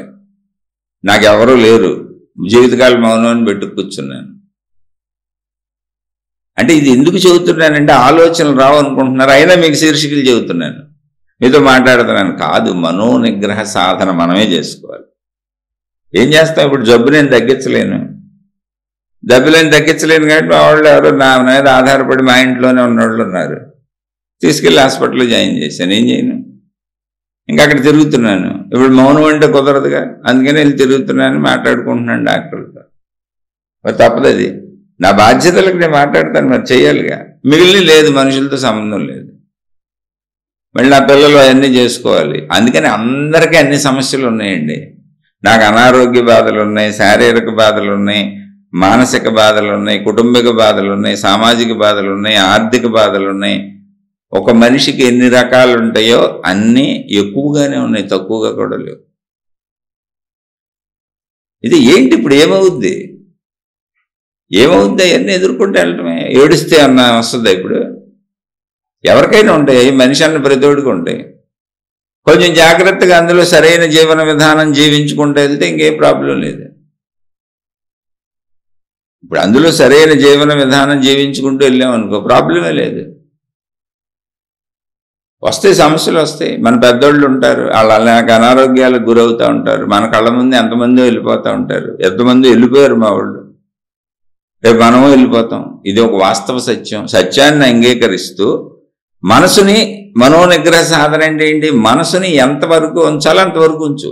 భవిష్యత్తులోకి పరిగెత్తి ఊహించి దాని ఊహలతో అలకల్లోలం చేసుకోకు. గతంలోకి వెళ్ళిపోయి జరిగిపోయిన వాటిని గుర్తు చేసుకుంటూ దుఃఖాలకు లోనవకు, బాధలకు లోనవకు, లేదా ఈర్ష్యలు, అసూయలు, ద్వేషాలు పెంచుకోకు. ఏమి వద్దు అసలు. అలాంటి ఆలోచనలు రాగానే ఆపేయండి. ఎలాగండి ఆపేది? ఆపటం వస్తే అసలు మీ ఎందుకంటే మేమే మా మనసును ఆపేసుకునే వాళ్ళంగా అనే సందేహం మీకు రావచ్చు. మనసును ఆపడానికి ఏ మార్గాలు లేవు, నీకు నువ్వు చెప్పుకోవటం. ఈ ఆలోచన వద్దు, చేయను, అలా 100 సార్లు చెప్పుకో, 1000 సార్లు చెప్పుకో, వచ్చినప్పుడల్లా చెప్పుకో. పనికిరాని ఆలోచనలు వచ్చినప్పుడల్లా చెప్పుకో. ఎందుకు అనవసరంగా ఆలోచిస్తున్నాను, నేను ఆలోచించను, నాకు ఇది వద్దు. నువ్వు చెప్పుకుంటే అదే కొన్ని రోజులకి అదే ఆగిపోద్ది. మనం కాదు వస్తుందని దాన్ని పట్టుకొని ముందుకెళ్ళి ఆలోచించుకుంటే మనమే దానికి సహకరించుకుంటూ వెళ్ళిపోతున్నాం. అదే యాంత్రికత. యాంత్రికత అంటే ఏంటో తెలుసా? ఒక గతమో, ఒక భవిష్యత్తు, లేదా ప్రస్తుత భయమో, బాధో, దుఃఖమో ఒక ఆలోచన వచ్చింది, దాన్ని పట్టుకొని ముందుకెళ్ళిపోతున్నాం. అంటే ఏంటి? దాంతో కలిసి సాగుతూ మనం కూడా దాన్ని సమర్థించుకుంటూ వెళ్ళిపోతున్నాం. యాంత్రికత అంటే స్విచ్ ఆన్ అయింది, ఇంక అంతే పోతా ఉంది. కాదు, ఇక్కడ నీ ఇష్టపూర్వకంగా ఇప్పుడు వచ్చిన ఆలోచన ఇప్పుడు నాకు పనికొచ్చేదా, పనికిరాందా, ఇప్పుడు ఎందుకు ఆలోచిస్తున్నాను అసలు నేను, ఇప్పుడు ఉపయోగం ఉందా, దీంతో ఉపయోగం ఉంటే ఆలోచించి ఆ పని చేసుకో.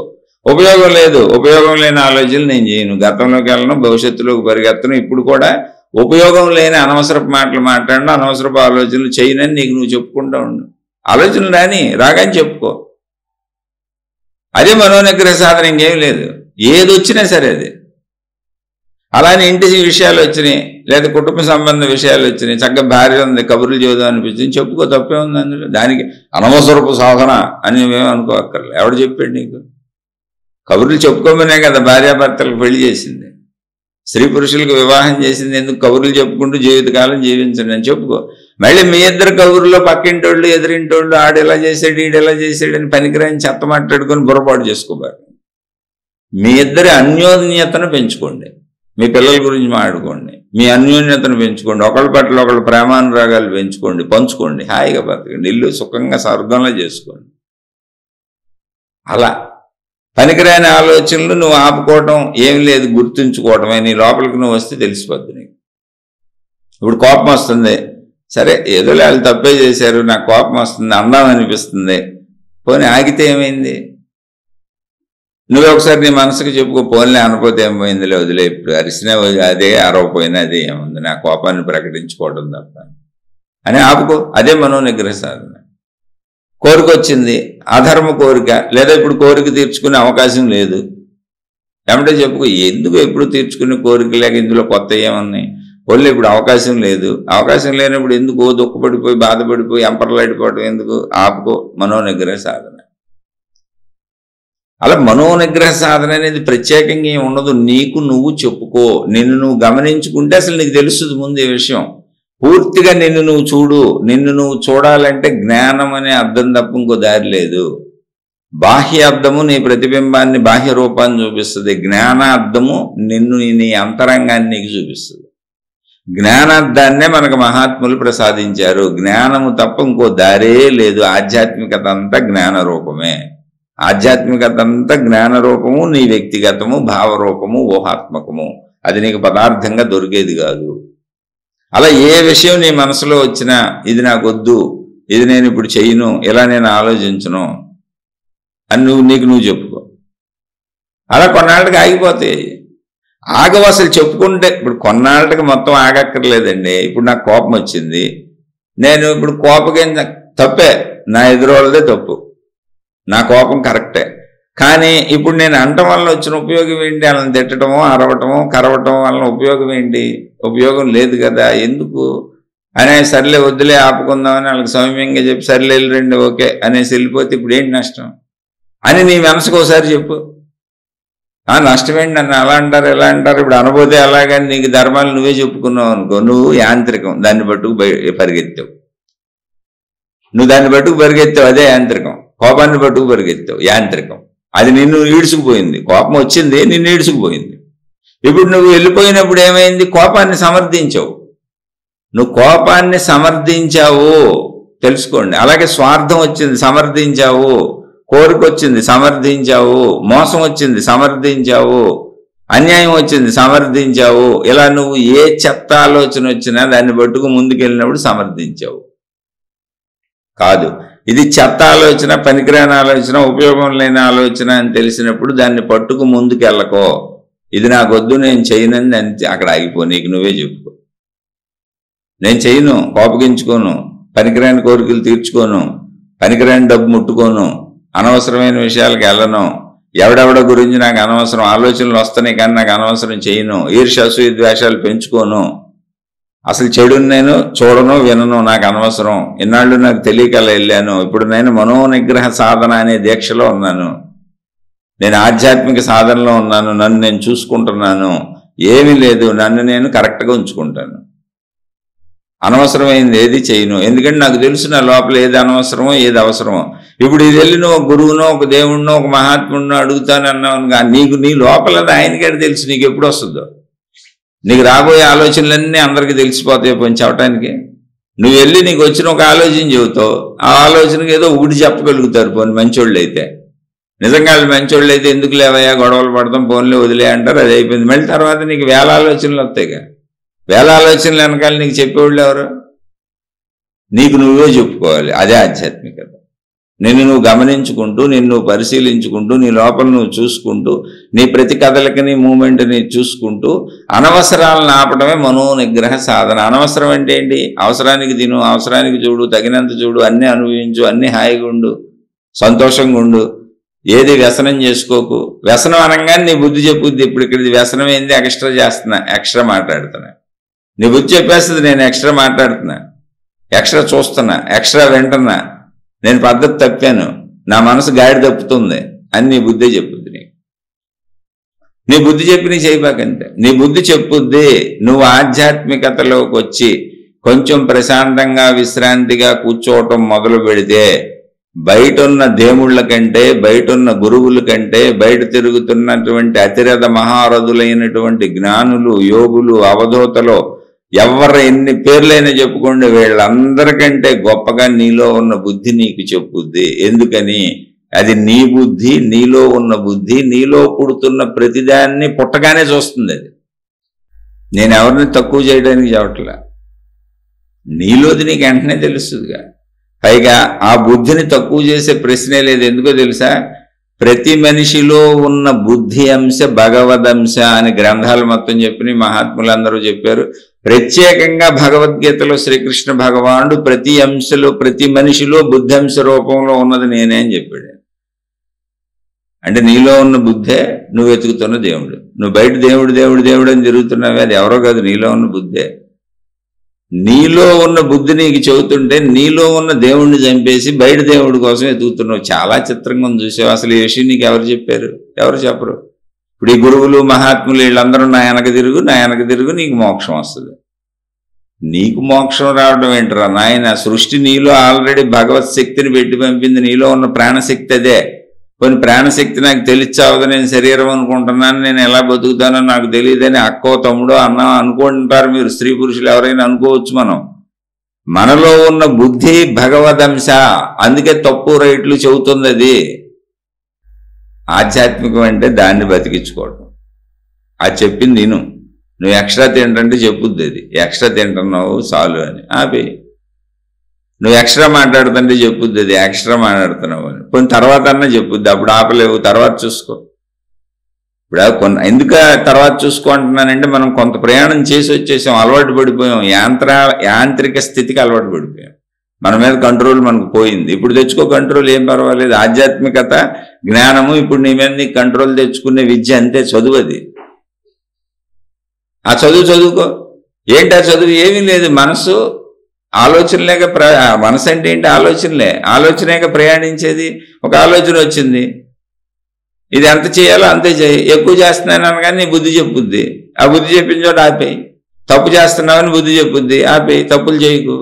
మోసం చేస్తున్నావని బుద్ధి చెప్పుద్ది, ఆపేయి, మోసం చేయకు. అబ్బే ఎందుకురా ఈ విషయానికి పట్టుకు ఏలాడితే ఇంత ఆలోచించి బుర్రపాటు చేసుకుంటున్నావు అని బుద్ధి చెప్పుద్ది. ఆలోచించుకో. నేను ఆలోచించకుండా ఉండలేకపోతున్నాను అనేది యాంత్రికత. నువ్వు దాన్ని బలపరిచి వెళ్ళిపోతున్నావు. అనవసరంగా ఎందుకు గతంకి వెళ్ళి ఆలోచిస్తావు, అనవసరంగా ఎందుకు భవిష్యత్తుకి వెళ్ళి ఆలోచిస్తావు అని చెప్పుద్ది, ఆపేయి. చక్కగా ఇప్పుడు నీకున్న కుటుంబ సుఖాలు, నీకున్న ఏయో చక్కగా మీరు కబుర్లు చెప్పుకోండి, హాయిగా ఉండండి, సంతోషంగా ఉండండి, మీ పిల్లలతో ఆడుకోండి, శుభ్రంగా ఉండండి. ఎవరు ఉండొద్దు అన్నారు? ఆధ్యాత్మికత ఇదంతా. నువ్వు ఆనందంగా బతకడం, శాంతిగా బతకడం, కుటుంబంలో సంతోషంగా ఉండటం, నీ పంచేంద్రియ సుఖాలు ఆనందంగా అనుభవించటం, నీ చుట్టూ ఉన్న నీ కుటుంబ సభ్యుల బాధ్యతలు నువ్వు నిర్వర్తించటం, వాళ్ళకి కావలసిన పంచేంద్రియ సుఖాలు నీ తరపు నుంచి ఏమందించాలో అవన్నీ చక్కగా అందించటం, ఇదంతా ఆధ్యాత్మికమే. అందుకే ఋషులు, మునులు, యోగులు, తపస్సంపన్నులు, పూర్వకాలపు మునులు అందరూ కూడా వివాహాలు చేసుకున్నారు, ఋషి వాటికలు నిర్మించుకున్నారు, ఋషి ఆశ్రమాలు నిర్మించుకున్నారు. ఆశ్రమాలంటే అన్ని వదిలేసి వెళ్ళిపోయి, వాటికలంటే అన్ని వదిలేసి వెళ్ళిపోయి కాదు, అది కాలనీలు. ఇళ్ల సముదాయము. ఇప్పుడు మనం కాలనీలని పిలుస్తున్నాయి, ఒకప్పుడు ఋషి ఆశ్రమాలు, ఋషి వాటికలు. ఆ భావన, ఋషి భావన, ముని భావన, మహాత్మ భావన, తపోభావన, ఈ తపస్సంపన్న భావన, జ్ఞాన భావన ఉన్నోళ్ళందరూ కూడా ఒక చోటకి చేరి, ఒక సమూహంగా చేరి ఇళ్ళు కట్టుకొని అక్కడ ఉన్నారు. వాళ్ళ జీవితాన్ని భార్యా పిల్లలతో చక్కగా గడుపుకుంటూ, భర్త పిల్లలతో చక్కగా గడుపుకుంటూ, అటు స్త్రీలు కానీ ఇటు పురుషులు కానీ మిగిలిన జీవితం అంతా కూడా ఇలా మనోనిగ్రహ సాధన అనే తపస్సు చేసుకుంటూ వాళ్ళని వాళ్ళు అదుపులో ఉంచుకుని వాళ్లలో ఉన్న ప్రాణశక్తిని వాళ్ళు దర్శించి అదే అనంత ఆత్మశక్తి అని తెలుసుకొని ఆ ఆత్మజ్ఞానాన్ని మనకి ఇప్పటి వరకు అందించుకుంటూ వస్తున్నారు వేల లక్షల సంవత్సరాల వెనక నుంచి. ఇప్పుడు మనం అలా ఎందుకు బతకూడదు? ఇప్పుడు మనం అలాగే బతకాలి. మన ఇల్లు అదే, మన ఇల్లు ఋషిల్లే, మన ఇల్లు మునిల్లే. నువ్వు తప్పు చేయకుండా ఉండి చాలు. నువ్వు ఋషివే, నువ్వు మునివే, నువ్వు యోగివే, నువ్వు తపస్సంపన్నుడివే, నువ్వు మహాత్ముడివే. నీ పంచేంద్రియ సుఖాలు చక్కగా అనుభవించు. ఋషులు మునులు అనుభవించారు. దేవుళ్ళకే భార్యలు ఉన్నారు, భర్తలు ఉన్నారు, దేవుళ్ళకి పిల్లలు ఉన్నారు. ఎందుకు ఇదంతా తయారు చేశారు? కుటుంబ వ్యవస్థ కరెక్టు నిజమని చెప్పడానికి. నువ్వు పొరపాటు పడతావేమో నాయన, ఎవరినన్నా చూసి ఎవరన్నా చెబుతా ఉంటారు నీకు ఇది తుచ్చమైన శరీరము, చీమునత్తర శరీరము, పనికిరాని శరీరము, దుర్మార్గపు శరీరము, మాయా శరీరము, నిన్ను మాయలో పడేస్తుందని చెబుతూ ఉంటారు. ఎందుకు చెప్పేవాళ్ళు ఎవరో తెలుసా? ఇవన్నీ అనుభవించేసి వెళ్ళి 80లో 90లో కూర్చుంటారు. ఇప్పుడు వాళ్ళకి ఓపిక లేదు, పెళ్ళం అక్కర్లేదు. వాళ్ళకేం ఇప్పుడు 80-90లో ఏం చేస్తారు? అందుకని చుట్టూ జనాన్ని ఆకర్షించుకోవడానికి ఇవన్నీ చెబుతూ ఉంటారు. వాళ్ళన్నీ అనుభవించి వెళ్ళారు. కాదు, కొంతమంది పాపం తెలియక మొదటి నుంచి ఇలా అనుభవించేసి చెప్పిన వాళ్ళెవరో ఆ ముసలోళ్ళందరూ చెప్పినవి పట్టుకొని వీళ్ళు పోతూ ఉంటారు. వీళ్ళకి తెలియదు పాపం. ఏం కాదు. మీరు వెనక్కి వెళ్ళి చరిత్రలు చూసుకోండి. దేవుళ్ళకు కూడా భార్యలు, భర్తలు, పిల్లలు ఎందుకున్నారంటే కుటుంబ జీవితం కరెక్ట్ అని.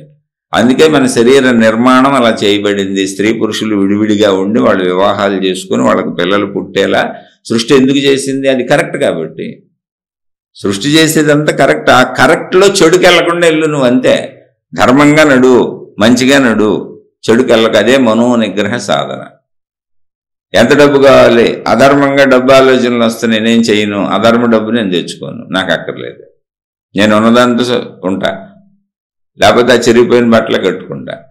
నాకున్నదాంట్లోనే ఉంటా, నాకున్నదాంట్లోనే నా పిల్లల్ని పెంచుకుంటా. నేను అధర్మానికి వెళ్ళను. అది నీకు నువ్వే చెప్పుకోవాలి. అదే మనోనిగ్రహ సాధన. ఉండలేను, తప్పులు చేస్తానంటావా? చెయ్యి, దాని శిక్షలు నువ్వు అనుభవిస్తావు. ఎలా తప్పుకుంటావు? ఇప్పుడు కొన్ని శిక్షలు పడకపోతే అసలు నీకు జ్ఞానం చెప్పక్కర్లా, ఆధ్యాత్మికమే అక్కర్లా. ఇక్కడ శిక్షలు లేవనుకో, నువ్వు ఇష్టం వచ్చినట్టు ఉండొచ్చు. కానీ శిక్షలు ఉన్నాయే, ఆ శిక్షలేక బాధలు, దుఃఖాలు, మానసిక బాధలు, శారీరక బాధలు, కుటుంబిక బాధలు, ఆర్థిక బాధలు, సామాజిక బాధలు, ఇవన్నీ శిక్షలేగా. బాధలన్నీ శిక్షలేగా, దుఃఖాలన్నీ శిక్షలేగా, అశాంతి అంతా శిక్షేగా. శిక్షలు ఉన్నప్పుడు ఎందుకయ్యా హాయిగా మళ్ళీ శిక్షల్లో రక్షించండి రక్షించండి అని గావు కేకలు పెట్టి అరిసే బదులు ముందే మనోనిగ్రహ సాధన చేసుకొని ధర్మ మార్గంలో వెళ్ళిపోతే, ధర్మంగా జీవిస్తే అసలు రక్షించండి అని అడగాల్సిన అవసరమే లేదు, ఆగత్యమే రాదు నీకు. ధర్మంగా వెళ్ళిపోయినప్పుడు జీవితం హాయిగా వెళ్ళిపోద్ది. శిక్షలు ఉండవు, రక్షణే ఉంటుంది నీకు. రక్షణ కూడా ఎందుకు ఉంటుంది అంటే, ఎదుటి దుర్మార్గులు ఎవరైనా ఒకవేళ పొరపాటును మంచిగా బతుకుతున్నా నిన్ను అనవసరంగా బాధ పెడతానికి వస్తే అప్పుడు సృష్టి శక్తి నిన్ను రక్షిస్తుంది. అందుకని రక్షణలో ఉంటాయి. ఎవరైనా నిన్ను బాధ పెడతానికి వస్తే రక్షణలో. నువ్వు తప్పులు చేస్తే శిక్షలు ఉన్నాయి, మరి నువ్వు ఎలా తప్పించుకుంటావు? అందుకని మనోనిగ్రహ సాధన. మనోనిగ్రహ సాధన అనేది శీర్షికకి పేరు పెట్టడానికి మాట్లాడుతున్నాను తప్ప ఇదో పెద్ద బ్రహ్మాండమైనది ఏమీ కాదు. అందరూ ఊరుకునే బరువు పేర్లు పెడతారు, ఏముండదు అందులో. నీ మనసుకు నువ్వు చెప్పుకో, నీ మనసు ఎటు ప్రయాణిస్తుందో చూసుకో. ఆధ్యాత్మికం అంటే నీ లోపల నువ్వు కూర్చోవటం, నిన్ను నువ్వు చూసుకోవటం. చక్కగా కూర్చొని చూసుకొని నీ మనసు ఎటు ప్రయాణిస్తుందో చూసుకో. దానికి బుద్ధి చెబుతూ ఉంటుంది, ఇది తప్పు, ఇది రైటు, ఇది ఓవర్గా వెళ్తుంది, ఇక్కడ ఎలా వెళ్తుంది, అక్కడ ఎలా వెళ్తుంది అని నీ లోపల బుద్ధి చెప్పింది విను. విని నీ మనసుకు చెప్పుకో, నేను తప్పులు చేయను, పొరపాట్లు చేయను, అసలు ఆలోచనలు కూడా చేయను, పొరపాటు ఆలోచనలే చేయను. విసుగు వచ్చింది, చికాకు వచ్చింది, కోపం వచ్చింది, పాత అలవాట్లు వచ్చేస్తున్నాయి, చెప్పుకో. ఎందుకు అంత విసుగు? వద్దు అనుకుంటున్నాం కదా, వదిలే. ఎందుకంత కోపం? గబుక్కునేమో అనబాక, వదిలే, వాళ్ళు బాధపడతారు, కొంచెం సర్దుకో, ఏముంది అందులో అన్నీకి నువ్వే చెప్పుకో. అన్నీ అలవాటు అయిపోతాయి. ఎందుకో తెలుసా? ఇప్పుడు అలవాటు చేసుకుంది కూడా నువ్వే. నీకు నువ్వు చెప్పుకొనే అన్ని అలవాట్లు చేసుకున్నావు. ఇప్పుడు నీకు నువ్వు చెప్పుకుంటే అలవాట్లు మళ్ళీ మారితే అందులో పెద్ద విశేషమే లేదు, కానీ కొంత టైం పట్టుద్ది అంతే. ఇది మనోనిగ్రహ సాధన. ఇలా ఎంతైనా శీర్షిక అనంతంగా చెప్పుకోవచ్చు. ఎక్కడో చోట శీర్షికను ముగించుకుందాం, ఇక్కడే ముగిస్తాను. మీకు ఏమైనా సందేహాలు ఉంటే మళ్ళీ మాట్లాడుకుందాం. ఇలా నిరంతరం జ్ఞానంతో లోపల ఆధ్యాత్మికతను పెంచుకుంటూ అంతరంగ శుద్ధి చేసుకోవటమే రోజు మనం చేసే పని, అంతేం లేదు. జ్ఞాన స్నానం ఇది అంతే. జ్ఞాన స్నానం మొత్తం శుద్ధి చేసుకోవాలి. జ్ఞానంతో తప్ప దారి లేదు లోపల శుద్ధికి. మనోశుద్ధికి జ్ఞాన స్నానమే. మనోశుద్ధి ఎప్పుడు జరిగిందో అన్ని శుద్ధులు జరిగిపోయినట్టే, దేహశుద్ధి అన్ని శుద్ధులు జరిగిపోయినట్టే. దానికి జ్ఞాన స్నానం. ఈ శీర్షికకి మనోనిగ్రహ సాధన అని పేరు పెట్టుకుందాం. ఏమి లేదు, మన మనసుకు మనం చెప్పుకోవటమే. ఇందులో అంత పెద్ద బరువైన విషయం ఏం లేదు. ఎక్కడ మీకు సందేహాలున్నా మనం మాట్లాడుకున్న విషయాల్లో మళ్ళీ చక్కగా క్లారిటీగా స్పష్టంగా ప్రశ్న రూపంలో అర్థమయ్యేలా అడగండి. మీరు ప్రశ్నగా టైప్ చేసినాక మీకు అర్థమైన విధానంలో కాదు, నేను టైప్ చేసినటువంటి ఈ ప్రశ్న ఏదుందో, నా సందేహం ఏదుందో చదివే ఆయనకి అర్థమవుతుందా అర్థమవుదా, నేను స్పెల్లింగ్లు కరెక్ట్గానే కొట్టానా, పదాలు కరెక్ట్గానే కొట్టానా ఒకసారి చూసుకోండి. నన్ను కన్ఫ్యూజ్ చేయబాకండి. దయించి ఒకసారి చూసుకోండి. మీరు కొట్టేది ఊరినే 2-3 లైన్ల ప్రశ్నే కదా, దాంట్లో మళ్ళీ నన్ను కన్ఫ్యూజ్ చేశారనుకో, నేను బోల్డ్ మందికి చెప్పకుండా వదిలేస్తాను. అందుకని చెబుతాను, నాకు చెబుదామని ఉంది. మీరు కొంచెం మనశ్శాంతిగా హాయిగా ఉంటారేమో, చక్కగా ప్రశ్న అడిగిన వాళ్ళకి చెబుదాం, ఏదో కొంచెం విశ్రాంతిగా నిద్రపోతారు కదా, కనీసం ప్రశాంతంగా నిద్రపోతారు కదా ఒక ఆన్సర్ దొరికితే అనేటువంటి తపన వలన ఇవి చెబుతున్నాను. అలా నేనేదో మిమ్మల్ని ఉద్ధరిస్తున్నాను, మీకు మేలు చేస్తున్నాను నేను అసలు ఎప్పుడు అనుకోవట్లేదు. ఎందుకంటే నాకు ఈ జ్ఞానం కొన్ని వందల వేల మంది మహాత్ముల నుంచి వచ్చింది. వాళ్ళ పుస్తకాలు చదివాను, వాళ్ళ ప్రసంగాలు విన్నాను, వాళ్ళు చెప్పింది ఏం చదువుకున్నానో గ్రంథ రూపంలో చదివాను, నాకే తెలీదు, ఎన్నో విన్నాను. 35 ఏళ్ల నుంచి ఇందులోనే సాగుతున్నాను. ఎంతో మంది తల ఒక ముద్ద నాకు భిక్ష పడేశారు, జ్ఞాన భిక్ష. అది తలలో ఉంది. ఆ తలలో ఉందని మీతో పంచుకుంటున్నా. ఆ పంచుకుంటున్న విషయాల్లో తప్పులు ఏమన్నా ఉంటే నన్ను క్షమించి వదిలేయండి, ఒప్పులు ఏమన్నా ఉంటే తీసుకొని మీ జీవితంలో ఆచరించుకోండి, అది మీ ఇష్టం. నాకు కొంచెం ఇది సత్కాలక్షేపంగా ఉంది, నాకు ఉపయోగపడుతుంది. ఇలా మాట్లాడినంతసేపు నేను మంచి మాటలే మాట్లాడతాను, మంచినే గ్రహించుకుంటాను. కాబట్టి నాకు కూడా మనోశుద్ధి జరుగుద్ది, నాకు కూడా జ్ఞాన స్నానం అవుతుందిగా. కాబట్టి నా ఉపయోగం కోసం నేను చెప్పుకుంటున్నాను తప్ప మీకు ఎంత ఉపయోగపడుతుంది అనేది మీకు సంబంధించిన విషయం. మీకు ఉపయోగపడితే నాకు చాలా ఆనందం, అంతే. ఆనందం ఊరికినే అంతే తప్ప ఇందులో ఎవరిని ఉద్ధరించేది లేదు, ఎవరికి ఏ మేలు చేసింది లేదు. ఎవరికి వాళ్ళే మేలు చేసుకోవాలి. ఉద్ధరేదాత్మదాత్మానం. మీ స్వీయ ఆత్మను మీరే స్వయంగా ఉద్ధరించుకోవాలి, మిమ్మల్ని మీరే ఉద్ధరించుకోవాలి. శుభమస్తు. మరొక కొత్త శీర్షికతో కలుసుకుందాం. మీ సందేహాలను ప్రశ్నల రూపంలో అడిగే ప్రయత్నం చేయండి.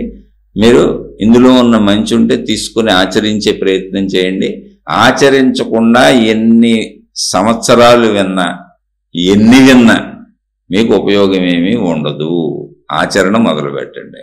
ఆచరణే ఆధ్యాత్మికం, వెంటనే ఆధ్యాత్మికం కాదు. ఆచరించే ప్రయత్నం చేయండి, కొద్ది కొద్దిగా. శుభమస్తు. మరొక కొత్త శీర్షికతో కలుసుకుందాం. మీకు మీ కుటుంబ సభ్యులకు మేలు చేకూరుగాక.